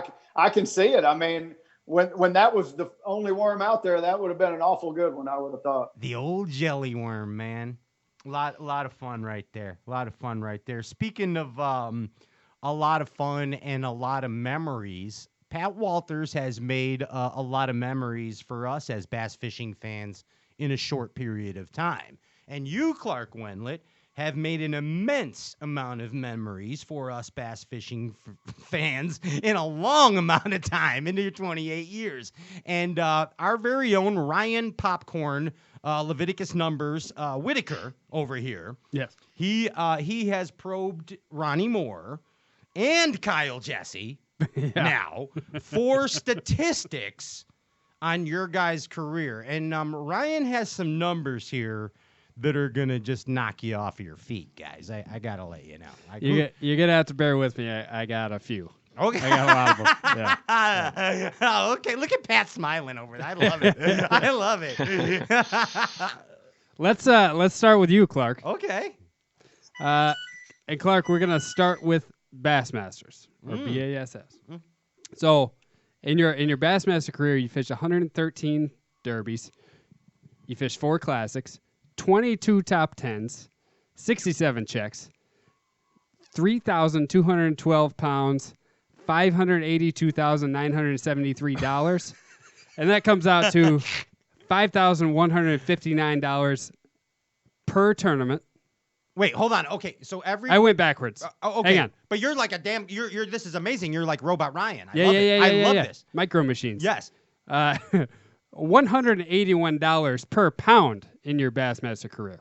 Each pound of bass is worth $181. That's pretty awesome. Each Bassmaster tournament, $5,159. Oh. Now, okay. we got to move on to FLW Oh, yeah. because Nobody's more consistent. Maybe like Thrift and Wendlandt are right there as far as consistency. yes, sir. IMO, in Yeah. my opinion. So in FLW, three AOYs, we talked about that. Yep. 185 tournaments, Oh. 4 wins, went to 19 cups, 40 top 10s, $2,219.33. wait, $2,219,033. Zoinkers. That's a lot of millions. So what I did was I combined this. Well, let's start right here. You combined, you won $2,802,006 out of 298 tournaments out of the both circuits, and you averaged $9,402 per tournament. Oh, my God. For 298 tournaments. 95 hundo, let's call it per derb for Clark Wendlandt. Yeah. Oh, my gosh. Over Yeah. 28 years to keep that average, that is quite impressive. That's a proper Bassin man right there. Yes, sir. Yeah, wow. Heck yeah, Clark. You ever heard it broken down like that? No, absolutely not. Yeah, it's don't tell Patty, your wife, about all that, about how much it's worth. It's our secret. Okay. Let's move over to Pat. Okay, Pat Walters. Pat Walters, let's start with Bass for you as well. 40 tournaments, 4 wins, just 1 blue trophy, but 3 other wins, 11 top 10s, 1,452 pounds, and $460,421. And that's just in 40 tournaments. Whoa. Very solid. Yeah. 11 top 10s in 40 tournaments? Come on. Yeah, come on, dude. All right. Thank you. Let's go to FLW now. Short trip over there, 33 tournaments. I remember you in the 15 Cup. Wasn't it 15, by the way? It was 15. Okay. That is Wachita. correct. Good memory. Wachita, right? Oh, yeah. Wachita. I Oh, remember. yeah. That's impressive. Thanks. I remember old Yeah, little that was our Patty. first one. Yeah, Yeah. I remember little Patty, yeah. 33 tournaments, 1 win, 10 top 10s, $17,307. And I did combine those. So in your Bassmaster, you had $317 a pound and $11,510 per tournament in Bassmaster. Wow. And we got $477,728 total between the 273 tournaments and $6,544 per tournament if you combine them. I'm lost, but I know it's like just a Now, it's a wheelbarrow full. I went further. It's a wheelbarrow. I had to because of Get your a wheelbarrow, Patty. because of your 104-pound, 12-ounce win on Lake Fork. I had to break this down a little Century bit. Club guy. Yeah. Yeah. Day 1, 25 pounds, 14 ounces. Day 2, 26 pounds, 14 ounces. Day 3, 29 pounds, 6 ounces. Yeah. Day 4, 22.10. Okay. Your average fish in that tournament was 5 pounds, 2 ounces. Wow. Are you serious? That's what the average fish was? Yes, sir. That's unreal. $125,000. And each fish of that tournament was worth $6,250. Oh my gosh. That's pretty That's sad. awesome. Wow. When you do the math like that, that's pretty neat. Dang, awesome. dude. Hey, that's a lot of that marble ice cream that Emily likes. Darn right. That's right. Hey, Java Chunk. The Java chunk. Dude, 5 pounds. Each fish average 5 pounds. That's insane. That's pretty 5.2. impressive. I had no idea that was even possible at that lake at that time. Clark, that's crazy. insane. I knew Forks got him, but good gosh. Oh my gosh, unbelievable. Hey, man, I just want to thank you guys for this evening, and Clark, I want to ask you as a veteran legend of the sport, what do you think of the progression of bass fishing, that there is now bass fishing variety talk shows such as this? What do you think of this? What do you think of this animal? Hey, this is awesome. I mean, really, it is. It's awesome, and I mean, it's going to keep getting more awesome, I think. So, yeah, I appreciate the heck out of it. It's been fun. Yeah, man. And next time we're gonna make you sing. Okay, next time. No, I'm not singing. Well, dance. Get a kazoo or Just something. Yeah. Nah, man, maybe a kazoo. A kazoo. We're gonna play. Yes, that's it. Next time you come on, we're gonna feature We'll do it. your We'll do it. career in retrospect and do kazoo solos. That will be amazing. Pat Walters, congratulations on your amazing career so far. and your win, your blue trophy in your second year. It's amazing. We're big fans of both of you guys. Give it up, Bass Galaxy, for Patrick Walters and Thank you, Clark Pat. Wendlandt. Thank you. There it is, Thank you, guys. guys. Really Peace. appreciate it. Peace. Thank you, guys. You guys are amazing. We can't wait to see it. We'll see you at the Classic, guys. We'll see you there. It sounds fun. Can't wait to be there. Awesome. There it is right there. Take care, Clark. See you, Patrick. Hey, that was fun. Awesome. That was fun stuff. That was fun, Stu and Giggles Like those Dumplings. guys. So, Ginge, what do you want to do? You want to put the power poles down for a minute? Let's put the power poles down and don't go anywhere, because I want to remind you, if you have not liked and shared this live feed, here's your opportunity, because you can win a fifth of Tin Cup and a bunch of swag, as well as amazing times with Luke Foli and Kristine Fischer when we return.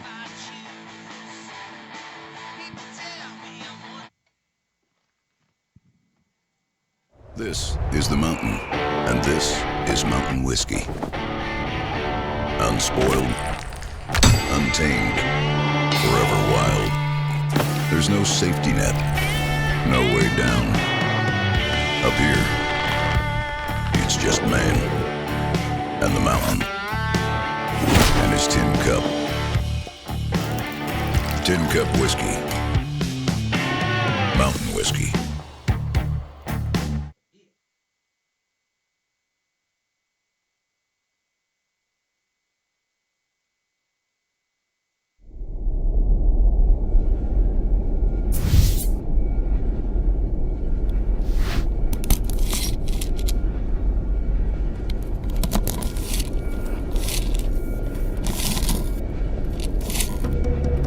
Minus 5, 4, 3, 2, 1.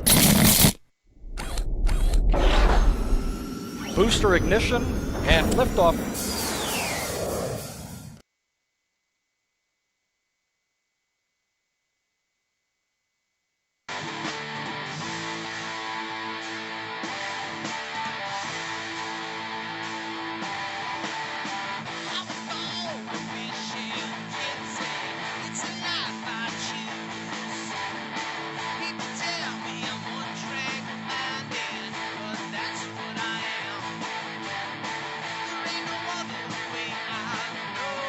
All right. Pretty good. Pretty neat. Welcome back.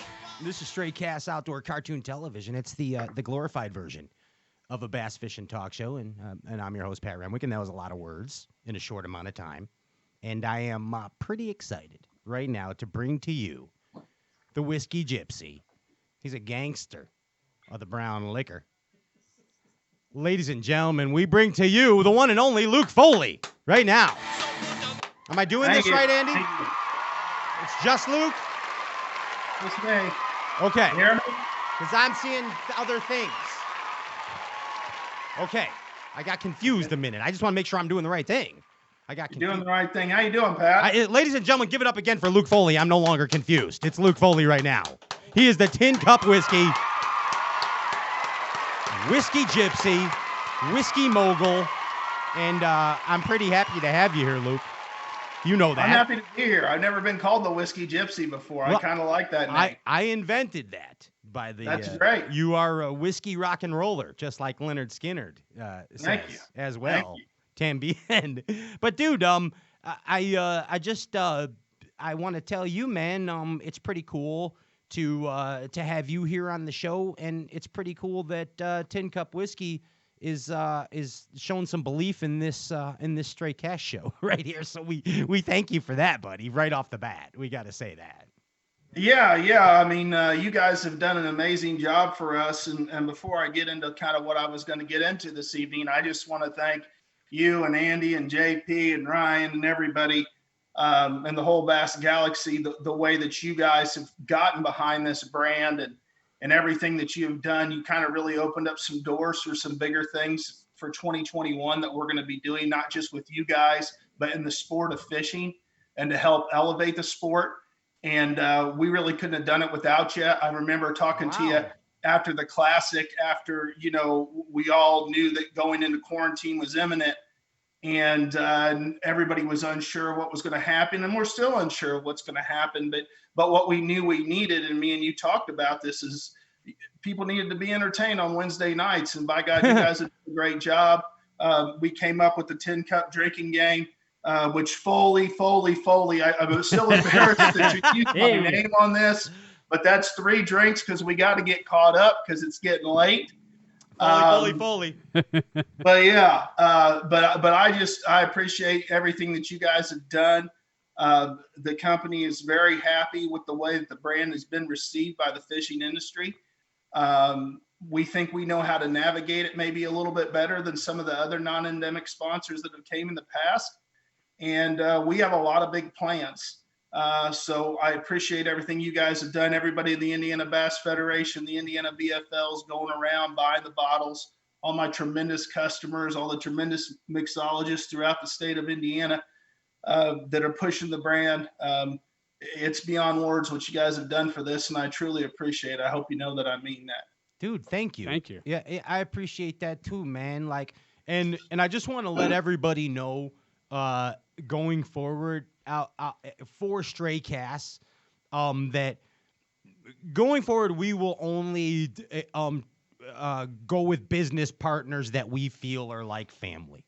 It's just a commitment that I have made, and Luke, I want to thank you for making us feel like family, man. Like, you're like our bud, dude. Yeah, man. You are, man. Like, we just shoot the shit, man. Luke, I want to thank you with 10 Cup for getting me through the quarantine.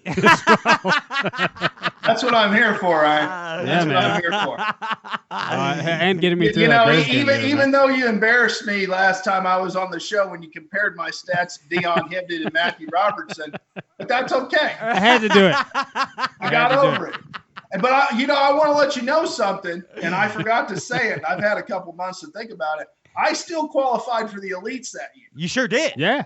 I just didn't fish them because that was the year they went from like 6 tournaments to 10 tournaments, and it was just lots of money. So I just didn't do it. But I did qualify. And dude, you're a basser though. That's what I wanted to point out. He is a bass man. Is that you're a basser? Yeah, he sure is. Hey, man, dude, you were the OG, the OG Crown Royal guy. I mean, you're the one that put that whole deal with Aaron, and who else was on that team? Aaron Skeet was on it there. Peter T, who was a dear friend of mine for a lot of years. Mike Worm, John McGill. We had the Watts brothers. Had a lot of great guys. Robbie Hernandez, Warren Wyman, just tremendous fishermen. Miss seeing all those guys, and I saw a lot of the things that Crown did in the liquor industry and the fishing world. And I really thought that, I could do that. I thought that, me and the Hibdons and, some other people that I got my eyes on in the near future and things like that. I just think that we know how to navigate this thing, and working with Proximo Spirits and this great brand in 10 Cup whiskey, that I had their full support. So I'm really excited to see where it's going to go. But as I said, everybody's support and everybody in the Bass Galaxy that's gotten behind the brand. And I get a lot of IMs. I get a lot of things when we're up there chatting, different people from all over the country talking to me about the brand. I can't tell you what that means to us. It's probably, it's a tremendous amount of chatter about the brand that maybe it hasn't had recently, and that's why we know we're in the right realm with bass fishing right now. 100% you are. It's great to be a part of it. I like how you said that you have a little better grasp on how to navigate this. And just to put this in a nutshell, what 10 Cup Whiskey and Luke Foley are doing is they are building the perfect bass fishing team. Okay, I mean, you're assembling Avengers is what you're doing. Plain and simple. You're doing work with the Hibdons, of course. You have some other names coming up. You're going to be, of course, you sponsor the Ike Live show. This crazy and Ike Live and them and you guys have just been tremendous. I can't say enough about both your shows. And by the way, speaking of Aaron, our buddy Aaron is going to be on Ike Live tomorrow night, Luke. Yeah, I'll definitely be tuning in. Yeah, that's one thing that I think is cool about you too, Luke. You're such a fan of the sport, man. You're like on every show. So it's I mean, you're watching Straight Cast, you're watching Bass U, you're watching Ike Live. I like how you do that, man. I mean, that's a real fan of the sport, someone who gives a shit. You know, Foley. That's Foley. Yeah. Well, I truly love fishing. I truly love fishing and everything about it, and the competition. And yeah, everybody wants to beat everybody when they start calling numbers, but at the same time too, when it's a common cause, everybody bands together. And I've really felt that with Tin Cup whiskey and all the bass fishermen around that have rallied around this brand. So yeah, it's beyond humbling, and I appreciate it, and I feel fortunate to be a part of a sport as great as fishing, and I think it's probably one of the greatest sports ever. I just don't think a lot of people understand it. All right, check this out. It check is the this greatest. out. 100% it is. We know that here. You know that's true, and we hope the Tin Cup whiskey knows that as well. But I want to make a real giant statement here. I did it before with the Crestliner deal, and I'm going out on a limb here with huge statements tonight. And someone, please, if they can ever go back into the history of bass fishing, because I've been around for it. Sorry that I'm waving a gangster switchblade. Yeah, around. what are you doing over there? Why am I waving a knife when I talk to you? But I have never seen a brand that has become as synonymous with the sport of bass fishing, a liquor brand, I'm going to say, as Tin Cup whiskey has in such a short period of time. 100%. There is not. I'm seeing it at the FLW Derbs. Okay. I'm seeing it. Or what do we call it now? The Pick Fives. Yeah. What's the FLW thing now? The Big Five. The Big Five. Yes. Yeah. We're seeing it there. I'm seeing the commercials. Of course. The presence, as you said, in the bass fishing community, that seems like that's what bass fishermen seem to enjoy. If they enjoy a whiskey, they enjoy Tin Cup. Yeah. And aside from that, I'm seeing it all over basements on the south side of Chicago, too. That's fantastic. That's where Ryan hangs out, by the way. At BFL Super in Indiana, the Hoosier division, that I'm getting there trying to get rigged in the parking lot, and 5 of my good buddies who are all probably watching, I hope. They're having a casting contest with a Tin Cup shot glass in the parking lot. And they're like, oh man, you just got to knock it in. And I'm like, guys, I got a rig, but I did take his flipping stick and I dropped it in first cast, and then I just handed it back to Eric Hardesty and kept walking. Freaking sharpshooter. Drop the mic. Yeah, I did drop the mic. Hey, let's get mixy. Drop the mic. Yeah. You want to get mixed? I'm gonna make. Wait, hold on, Luke, hold on. Yeah. Hold on. Yeah. Hold on. Like, Andy, what do you got? Like, we got to set the mood. What do we have for like mixing music? We need to get saloon. Yeah, we need to get. What do you want? I mean, what do you want to give me, Andy? Let's get some kind of mood going. What do you think? Okay. Oh, an old saloon. Okay. That's good.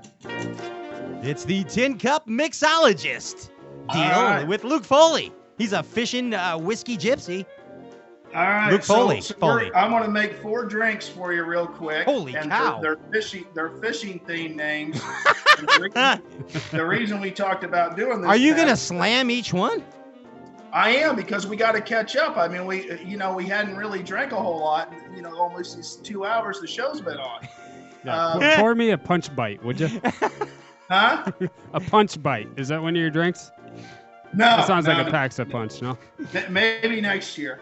So the first one that we're going to do is we're going to do with our original Tin Cup. It's our 4-year, 64% corn, 32% rye, 4% malt, and we're calling this the Copper Colorado Blend. Okay. Oh, gotcha. Okay. The Copper Colorado. So we're going to take our Tin Cup. We're going to take our measuring jigger. We're going to do 2 ounces of Tin Cup. Put it in our Tin Cup mug. Oh, I like it. I got that too. 2 lime wedges. Squeeze them. Wedges. Yep, wedges. And then we're going to do some ginger beer. Can you hold it up higher when you're doing it? Because I can't see the thing. Ginger beer. Oh, there it is. Yeah, okay. Yeah. And this is the Copper Colorado Blade. So 2 ounces of Tin Cup, 2 lime wedges, and some ginger beer. So, Foley. Salute. Foley. That's good. That's good. else you got? Next drink that we have is called the Buzz Bait. Oh, how apropos. Love it. Once again, 2 ounces of 10 cup whiskey. Okay. I like the saloon music. It is good music. Yeah, it's perfect for this, Luke. I see you getting. A half ounce. I see him getting happy. You see Luke getting happy? Well, I've been drinking for a little bit, boys. A half ounce of Peachtree Schnapps. Look at you. And then you put 4 ounces of iced tea in it. Then you garnish with a lemon. That's the Buzz Bait. That's the Buzz Bait, right here. 10 cup whiskey, iced tea, peach schnapps, garnish with a lemon. Slowly, everybody drink. Slush. Okay. This is kind of one of my favorite names, and this is a simple drink. And Pat, we did this when we were at Cask and Cellars with the Hibnets. I remember. This is just called Whiskey on the Rip Rap. Whiskey on the Rip Rap. Which is just whiskey and ice. That's all you need. That's all it is right there, Bubba. And, That's my favorite one. For just drinking it straight on the rocks, we're using our 10 cup 10 year, which is the same malt mash as our 4. It's just aged an additional 6 years. Gets you more buzzed. Right, Jay? Foli, everybody. Get you cranked. Foli. Please drink responsibly. Please drink responsibly, yes. So whiskey on the Rip Rap. There it is. Whiskey on the Rip Rap. That's 3 drinks, Luke. That's 3 drinks. Thank God you're at home. Okay. I got one more. What's it called? This is called the Old Reliable, and this is your next guest favorite drink. My next guest? Your next guest favorite drink, yeah. Wait, there's more guests? It's called the Old Reliable, which is just kind of like an old fashioned.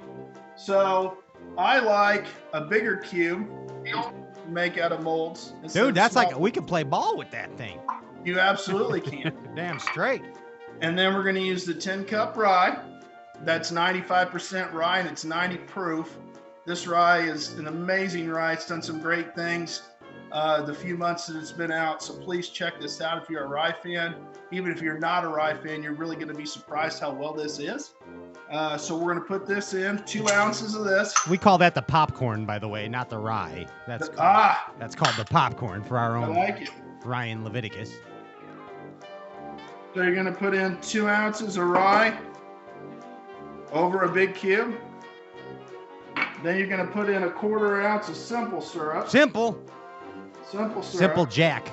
And if you don't know how to make simple syrup at home, you just get a cup, fill half of it with sugar, and then fill it to the rim with real hot water and stir it around. You got your simple syrup. Or pixie sticks. You can use pixie sticks. Pixie sticks work well, yes. Pixie sticks work good. Or that stuff you dip with the sugar thing and then you just... That's fun dip. Fun dip. Fun dip. Yes, that's sir. Fun dip. Fun dip. Fun dip. Fun dip. And then you use an orange garnish. Some people put cherry in it, but I'm not big on cherries. So I just put an orange garnish, and then I do about 2 to 3 drops of orange bitters because I like a lot of orange. And that's your Old Reliable, or as a lot of people call it, an Old Fashioned. The Old Fashioned. Let's drink. Boom. Foli. Please drink responsibly. Foliage. There it is, right there. All right, Luke Foli. Just wanted to say real quick. Okay. The hoodie that we are giving away tonight is an AFCO hoodie, and an AFCO hat, because we're doing stuff with them right now, as well as an AFCO neck gaiter. But whoever it is that wins this, we got a lot of cool apparel coming your way. So yeah, but I would like to make an announcement if I could on this show, sir. Yeah, absolutely. Joining the Hibdens on the 10 Cup fishing team is our newest member, Kristine Fischer. Kristine Fischer, is she on the air now live? I believe she is. There you are. Bass Galaxy. Hey, Lyric. Hey, Kristine, how are you? How's it going, fellas? Wow. Hi, Kristine. Hey. What's happening? Welcome to Stray Casts. Thank you for having me. Yep. You all look good. Well- Hair's a little wild, just how it should be. I like it. I don't. It's tough to get brushes through these things. Oh, I hear think you. you're talking I about hear me. you. Pat. Oh yeah, sorry. Yeah, sorry. But Kristine, welcome to the show and welcome to the Tin Cup Whiskey Fishing family. That's a Thank deal you. right there. Wow. Yeah, well, that's an honor for sure. It's Heck a good yeah. family to be a part of. And is that true, or is Luke just blowing smoke at us here? Was that really your favorite drink, or was that just a bass fishing talk show setup kind of thing? Oh no, Pat. That's been my favorite drink since I was not actually legal to drink. I was 20 years old when I knew that was going to be my favorite drink, and it has been ever since. Nice. There you go. And now Kristine Fischer, Midwest Fisher girl, is joining the Hibdons, and amongst some other announcements coming to the Tin Cup Whiskey family. It's pretty cool. It's a pretty cool deal. So just like a couple years ago, you out fishing kayak derbs and this and that, you probably never would have thought that a non-endemic partner would come your way in the fishing industry. That wasn't even like a thought, was it? No, it really wasn't. It was. It's one of those things where you just never saw our sport growing at the rate that it is, and having all these non-endemics come in, and a company as reputable and as large as Tin Cup. It's sweet. I mean, it's great. It's good for our sport. It's good for me. It's good for everybody, and it's a great fit. I mean, kayak anglers are notorious for doing everything that Tin Cup oozes: the culture of the outdoors, the camping, the sitting around and rigging and talking trash and doing our thing. It just fits. It makes sense. It does 100%. It makes sense. And what else makes sense is your fishing abilities. So I know that sounds odd to say, but I got to say this and watch how I say it. No. You don't have to be PC around me. No, it's not. I'm not there. worried about offending you. I'm worried about offending other people. So your fishing skills speak for themselves. You have the ability. There's something different about good fishermen and average fishermen, or people that just fish. And that ability is, and Kristine, I know this because I get to interview the best fishermen in the world every week on this show. I'm not going to sugarcoat it. And the difference is you guys know what to look for when you're out there. And when you see it, it's just something you know. It's whether it be a way to run patterns, how to pattern fish, or just something that typically should hold fish seasonally, or just a knowledge of a spot, knowing when to go, knowing when to leave, like Clark Wendlandt told us. You have that ability, Kristine, and there's so much Instagram bullshit female fishermen right now. I don't know how else to say it. Okay, they got nice bodies, and I was gonna say something else, but I wouldn't have been respectful. And they hold up fish, and it's cool. And I look at them, I give them hearts. I like it. I do. I like looking at it. But that's it. That's it. You know how to catch fish. That is a rare thing in a female angler. I don't know why. That is. Believe me, I want to interview female champions. I would love to just interview only female fishermen. I'm going to be honest. But it's like, it just doesn't happen. But with you, it's starting to happen. And we notice it. We need you to know that, okay? I appreciate that. That's the whole goal for me, is I want to rewrite the narrative of what the female angler stereotype is. And that's why I got into this thing, and I've been competing for a few years now. And I don't know what stage I'll be competing on in the future, but I'm always going to fish tournaments. I love it. I've always loved to fish, and it's really, you nailed it. It's about having a genuine passion for being on the water. When I'm not fishing tournaments and I've got a day off, I'm fishing. Yeah. I'm fun fishing. It's still fun for me. So when you spend time on the water, you start to kind of learn those little, subtle nuances and things, and you understand how to read water, how to break areas down, and, what decisions to make, more importantly. And it's my whole life, and I'm just happy I get to do it every Yeah, day. no doubt about it. And here's the thing, guys. Take heed, because Kristine is a muskie fisherman and she's kicking our ass at bass fishing. So, wait. That's because I can't musky fish anymore. I've been skunked 3 times in a row now. It's killing me. But that's acceptable in muskie. Here's what you do. That's a good 3 days. Yeah, just go bass fishing and you'll catch the muskie. That's what I told you, Kristine, because we catch them on accident all the time. I know. That's the thing. But I mean, hey, it's no fluke. You came in third in the Hobie TOC just passed. I mean, that's like, what is that? That's what is it? 50 anglers, 60 anglers? Yeah, well, it's more than that. See, that's our. We've had hundreds of people fish the Hobie National Trail, and the top 50 in AOI, well, top 25 in AOI, and the top 3 of each open, which usually has 100 to 150 anglers, get to qualify for this championship. So it's capped at 50. You have to qualify, and so it's literally a representation of the 50 best in our sport. It's like your classic, obviously. Yeah, it is. It's like our classic. Yeah. And taking third in that was pretty big, but more importantly, I got 4th in AOI overall in that, and so that was pretty huge for me. That showed the consistency throughout the year, and I was very close to a top 3 in Angler of the Year, but I'll take 4th out of a few hundred kayak anglers. That was probably the one I'm most proud of.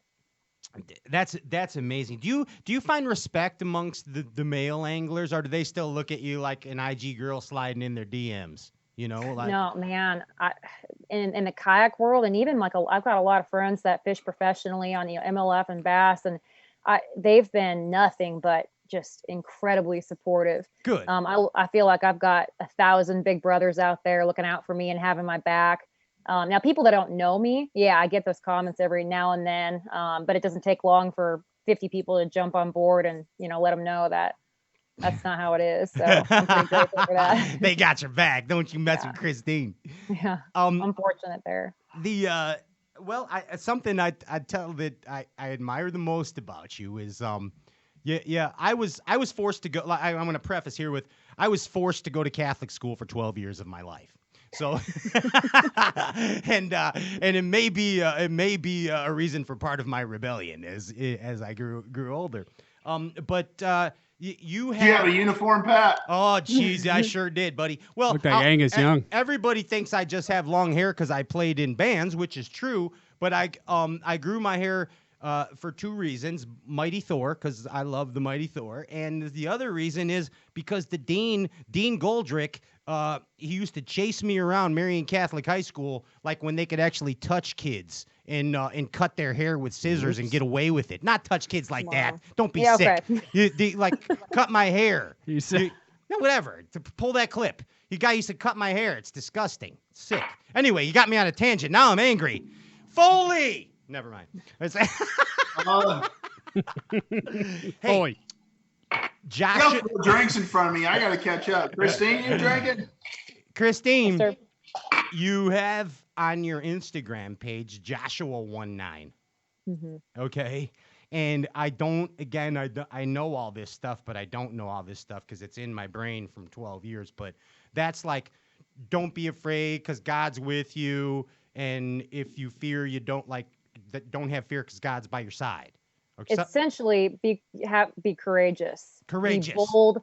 Go and have no fear. And that's when you're in my shoes in a male-dominated sport, and there's a lot of things, a lot of unknown obstacles. Man, you got to just go for it, And so that kind of resonates with me on that level. I liked how you had that on your IG page, and I thought, it wasn't like you didn't just put some BS quote. It's like you put it there, and it's there for those in the know. Let's put it that way. Okay. Little subtle thing there. Yeah, I liked it. I liked how you did that, and again, the anglers we had on, the champions prior, Pat Walters and Clark Wendlandt, they're like, yeah, we fear the other anglers because they're that good, But then there's that point where that fear is overcome because they know they're doing the right thing. They know that there's some presence or some moment that's carrying them to the next level? Am I making sense, or am I just making sense to me? I follow. Okay. I follow Okay. for sure. Okay. Well, I'm glad. I'm glad that you do. And again, I admire that you have that on your page. And for those of you that don't follow Kristine, it's Midwest Fisher Girl, right? Gal. Midwest. Yes. On the IG. Yep. And then and on Facebook, it's just Kristine Fischer. That's right. Okay. Yeah. And you just got done with your what were you telling me, Luke? You just got done with the your footage from the TOC, didn't you? Yeah, I just uploaded my day one. I film every single one of my tournaments. I think that's important. I enjoy doing it. And I just put the day one recap and freaking hammered big smallmouth on the French Broad. It was one of the most badass days I've ever had. And that footage is live on my YouTube. Nice. So it's up there.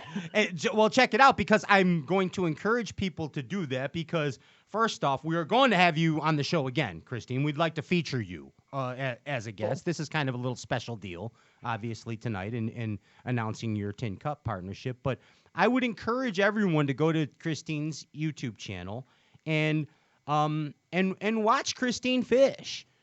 And you can see that she is a natural angler. She has the ability that I spoke of, the ability to find fish and the ability to catch fish in the boat, which ultimately leads to winning derbs, right?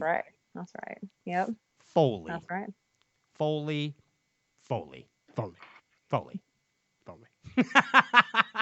Holy cow, Luke. Oh, look at him going. All right. We had to do I got 4 drinks in front of me and I'm at home. What do you want me to do? Kristine, you don't know what you got yourself into with this whole Tin Cup shenanigans, you know. She has no idea. But I think she can handle it. Why are you a ball cap aficionado? Well, I've got hair a little crazier than yours, to be honest with you, Pat. And I don't, I feel like I look a lot better in a ball cap than I do without it. Yeah. So you got to do what makes you feel good. And I feel really good in the ball cap. But you look phenomenal, I'll tell you. And I'm glad that you feel good in the ball cap. That's important. But I don't know, like, I'll tell you what, when I got to put a baseball hat on or a ball cap, a lot of times it's like putting a damn sock on a melon. You know what I mean? It's like I got, first of all, I got this damn giant Mickey Mouse head, first off, and I can't even, it's like every ball cap that I put on is at the last setting. So I know you feel my pain. Man, you got to find the right hat. That's what it's all. It's an art. You have to find the right. There can be a million hats out there, but only one, and you got to wear it for about 6 years, and then it's perfect, and you don't ever want to let it go. But then it has to say like Crestliner, Tin Cup Whiskey, Abu Garcia. It's got to say one of those. You and Alec Baldwin have the same problem. Me and Alec Baldwin both have giant Mickey Mouse heads, and it's like putting socks on melons. I'll order you some special hats, Pat. Don't you worry about it. Yes, Magnums. I need the Magnum hats is what I need. I don't know. I hope you guys don't mind. I'm going to make another drink while you're talking. No. Foley. Kristine, where are you fishing tomorrow? Well, so I have a big tournament on the last Bass Nation Kayak Open is on Chickamauga Saturday. But man, Pat, I was out on one of my musky rivers yesterday, and I moved 7 giant fish. And I haven't been practicing on chick. I got to get back on the river tomorrow and chase muskie. So I'm gonna give myself one day on chick on Friday to practice for this tournament. Wow, so that sounds I'll be on the badass. rivers tomorrow. Chasing skis. Chasing muskie. It's been a while. I miss them. They've treated me pretty dirty the last month or so. So I got to get after them and try to finally put one in the kayak. Please send us pictures when you do. I hope so. Hey. I hope so. I know where they are. I just got to get them to eat. All right, Ryan, let's test her real quick. Okay. You want to test her real quick? Let's go. Let's give her a test. Give us a chatterbait modification. Chatterbait modification? Yeah, modification to a chatter. Sometimes I'll take the skirt off completely and do that. Wow. I like, yeah. I don't know. I mean, that's something very subtle that I do a lot of times, actually. I'll either trim them up a lot or take them off entirely, and I think they hunt just a little bit better sometimes. She's freaking real. She's real. See that? I don't know about that. No, that's why you do it. Thank you very much. They do hunt better. They hunt better when you... Pat, if I may, and Kristine, if you don't mind, I actually didn't know that trick until I was fishing with Dion, who I've known for like 30 some odd years. like 4 weeks ago. And he's like, yeah, sometimes I do that. I'm like, oh, really? Like, thanks for telling me now. Like, so, yeah, I had no idea. So it's a little Totally. it's a little sneak that's traveling the elites right now. Yeah. On how to modify your chatterbaits, and you kind of nailed it. It's like yeah, trimming the skirts or just trimming up half of the skirt, and the reason is exactly what Kristine said. Is it makes it hunt more. Hunts better. It hunts with better. a straight tail trailer. That's why she's the real deal. That's what I'm saying. Don't tell anybody that. I still want to fly under the radar. You just want to come in and smoke them, and then be like, "Oh yeah, hey, it's me." The guys you're gonna beat aren't listening right now, anyway. You're like Joshua 1:9. I'm out of here. That's right. Hey, Kristine, thank you so much for coming on the show, and welcome to the Tin Cup Whiskey family. Wow. Thank you, guys. Wow. Yeah, it was an honor. Thanks for having me. I'm excited for this next year. We're gonna do some big things. So Heck I feel it. Absolutely. And Luke Foli, thanks for everything you do. And Kristine, just so you know, it's 100%. It was 100% my decision to bring you aboard Tin Cup. When I was meeting with Mr. Cup in Colorado, it was him and I sitting around the fire, enjoying Macanudo and some macadamia nuts. That's exactly the way it happened. I said, Mr. Cup, Mr. Cup, if you are going to bring in a woman angler, it must be Kristine Fischer. And then together, Mr. Cup and I said, Foli. And we proceeded to drink together right there. Ladies and gentlemen, give it up for Tin Cup Whiskey. Oh, wait, hold on a minute. We can't. I'm already messing up. Luke, we got to give a prize. We got to give the Tin Cup prize away. I was about to go home. The meatloaf's ready. So the winner. There it is. Yeah. The winner. Yes, yeah. Bobby Colson. Bobby Colson. Is he 21? I hope so. He better be 21. God, I hope he's. Give it to your you parents old sailor, you Bobby. You motorboating son of a gun, you better be 21. She's still in the house. Anyway, Luke Foli, we can go now. We can actually go now. Luke Foli and Kristine Fischer and Tin Cup Whiskey. Thank you so much from all of us here at Straycast and the entire Bass Fishing Galaxy. And what's the guy's name? Bobby Colton. Colson. Bobby Milton. Colson. Bobby McFly. You are the winner. Bobby Brady. Bobby Brady, you won. Bobby Colston. What's his name? Colson. Colson. Pat, I think you've been drinking as much as I've been. Dude, yeah, I'm sober as a pin, quite frankly. But so what we're gonna do now, Luke Foli, this is gonna be bass fishing history. We're going. I respect the fact and I appreciate the fact that you are a fan of this crazy bass fishing talk show, and I would like you at this time to give us an official Straightcast closing. Like, bring us out. Say goodbye. If you want to thank some sponsors, that would be awesome. We're going to give you this hippie psychedelic stuff that I like to talk over. Okay. The end of okay. So I'm ready. So we're going out on this, is what you're saying? Yeah, damn straight. Yeah.